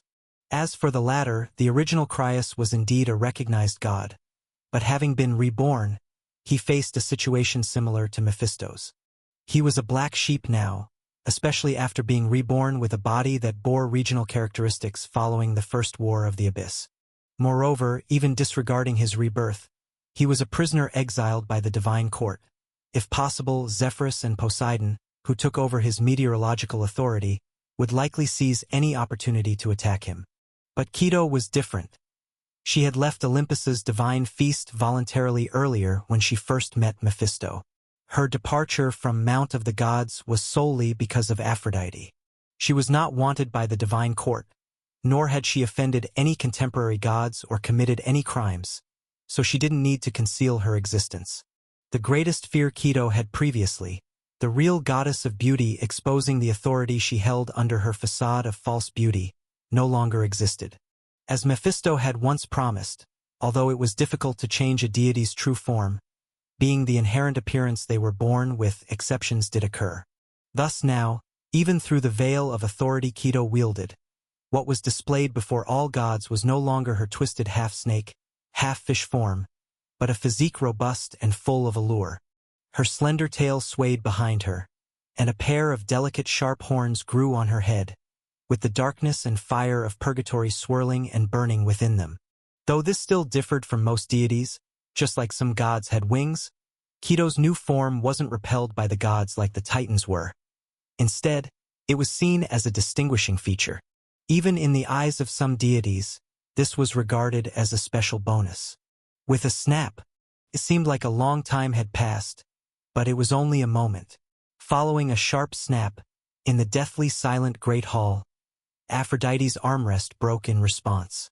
However, at this moment, the goddess of beauty seemed unaware of what she had done, merely glaring at Keto as if looking at an enemy. For a moment, the gods, initially startled by Andrea, regained their composure. Regardless, the golden apple seemed to have found its owner. But who was this unfamiliar deity, and why didn't they remember her? However, while the others might be puzzled, Aphrodite was not. Although she did not recognize Keto, this did not stop her from acting hostile. With a tear, "What are you, and from where do you, a wild god, dare to come here to partake in the divine king's feast, contesting the ownership of the golden apple?" Her swift movement tore her garment, and Aphrodite's voice was even somewhat shrill, unsure why she felt so furious, but she was indeed angry. Reborn once, Keto's appearance had already changed, and thus the false image she crafted with her authority had altered too. Save for the gods with the same lineage from the primordial sea god, hardly any deity would equate her with the original goddess. But while her body could change, her authority would not be replaced. Almost immediately upon seeing this goddess she had never met before, a vast void and malice rose from within Aphrodite. She wanted to kill her, although gods are undying. For some reason, Aphrodite wanted to kill her. Perhaps she could not tolerate the title most beautiful goddess falling to someone other than herself. Regardless, at this moment, Aphrodite seemed to have forgotten her surroundings. Strength surged within her, and she stepped forward, rushing towards the deity whose power was clearly less than her own. And for reasons unknown, the gods present did not intervene. Even Zeus, who was most bound to maintain order, recalling the almost familiar sense, did nothing. He wanted to see why Keto felt familiar to him and what was special about her. Then, the next moment, the situation drastically surpassed what the gods had anticipated. With a swoosh, with a sidestep, Keto deftly dodged Aphrodite's aimless charge. She promptly grabbed the other's garment, and then pressed down hard. Following a muffled sound, the goddess of beauty immediately fell to the ground, and at this moment, Keto even took the golden apple leisurely and looked down at the being she once feared profoundly. Aphrodite, right? On her journey to the mortal realm, Keto had received 2 commands successively. One from the monarch of the central court, who foresaw the birth of the conflict over the golden apple, and ordered her to return to hell with it as soon as possible. The other was from the Lord of the 9 Hells, whose request was exactly the opposite. Asmodeus commanded her to stir up conflicts among the gods, and to ignite wars in the mortal realm, just avoiding Silver Moon City. However, the deity of Silver Moon City did not even attend this banquet, so that requirement was practically non-existent. Feeling the surge of power within, Keto smiled indulgently. "I am the daughter of the primordial sea god, the symbol of the peril of the sea, Keto. Part of this palace belongs to me as well. Why shouldn't I be here?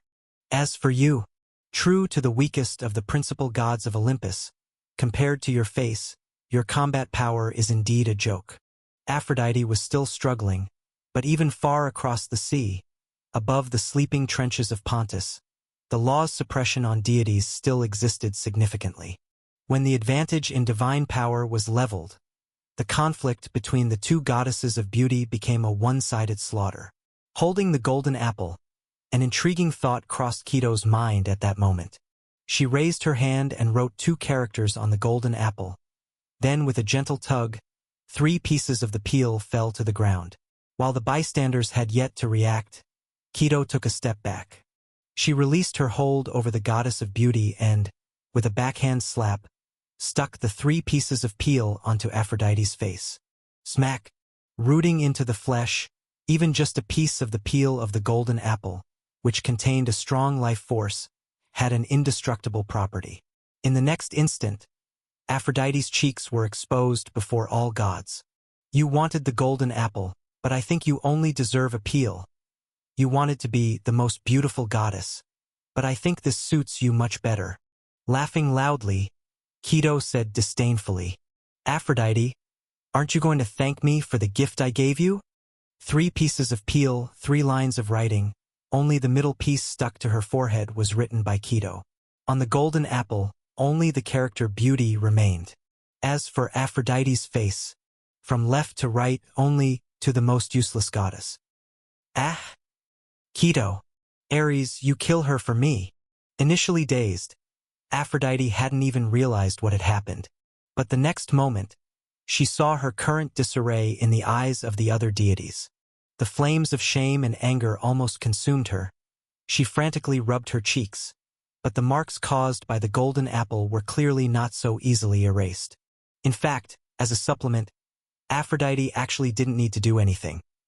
Once she fully absorbed the power contained in the golden apple, the line of text would naturally disappear, and it could even beautify her. But for the goddess of beauty at that moment, even a minute or a second was unbearable. With her hands covering her face, her sharp screams echoed above the temple, and finally, upon his wife's screaming, the war god realized what had occurred. He immediately drew his sword, ready to reclaim honor on Keto. In terms of divine power, Ares wasn't even as strong as the goddess of beauty. However, in terms of combat power, if not for the law-suppressing divine power, he could even take on 2 Aphrodites. The suppression by the law was more pronounced in strictly regulated areas, like now, where he could easily defeat 10 goddesses of beauty over the sea. However, Ares clearly forgot that this was the palace of the ancient sea god, and all gods were gathered here at this moment. Enough! A stern shout erupted, and a vast presence surged from Zeus's being. In a flash, the situation in the arena changed abruptly. He could no longer afford to explore the familiar feeling on Keto, as the divine king looked around expressionlessly, causing several other eager gods to quickly abandon their intentions. "Your Majesty, please take her down quickly. Send her into the abyss." As if seeing a savior, Aphrodite shouted out immediately. However, Keto remained calm and composed. "How is it, attacking me in my own temple, a very sensible thing to do? I implore the just divine king to administer punishment. Remember, I responded with kindness. Not only did I not strike her harshly, but I even gave her a gift, preserving her remaining beauty. Sometimes rules can be disregarded, but sometimes they cannot." Since Zeus had gathered all gods in heaven and earth, Keto truly didn't believe he would act irrationally just for Aphrodite.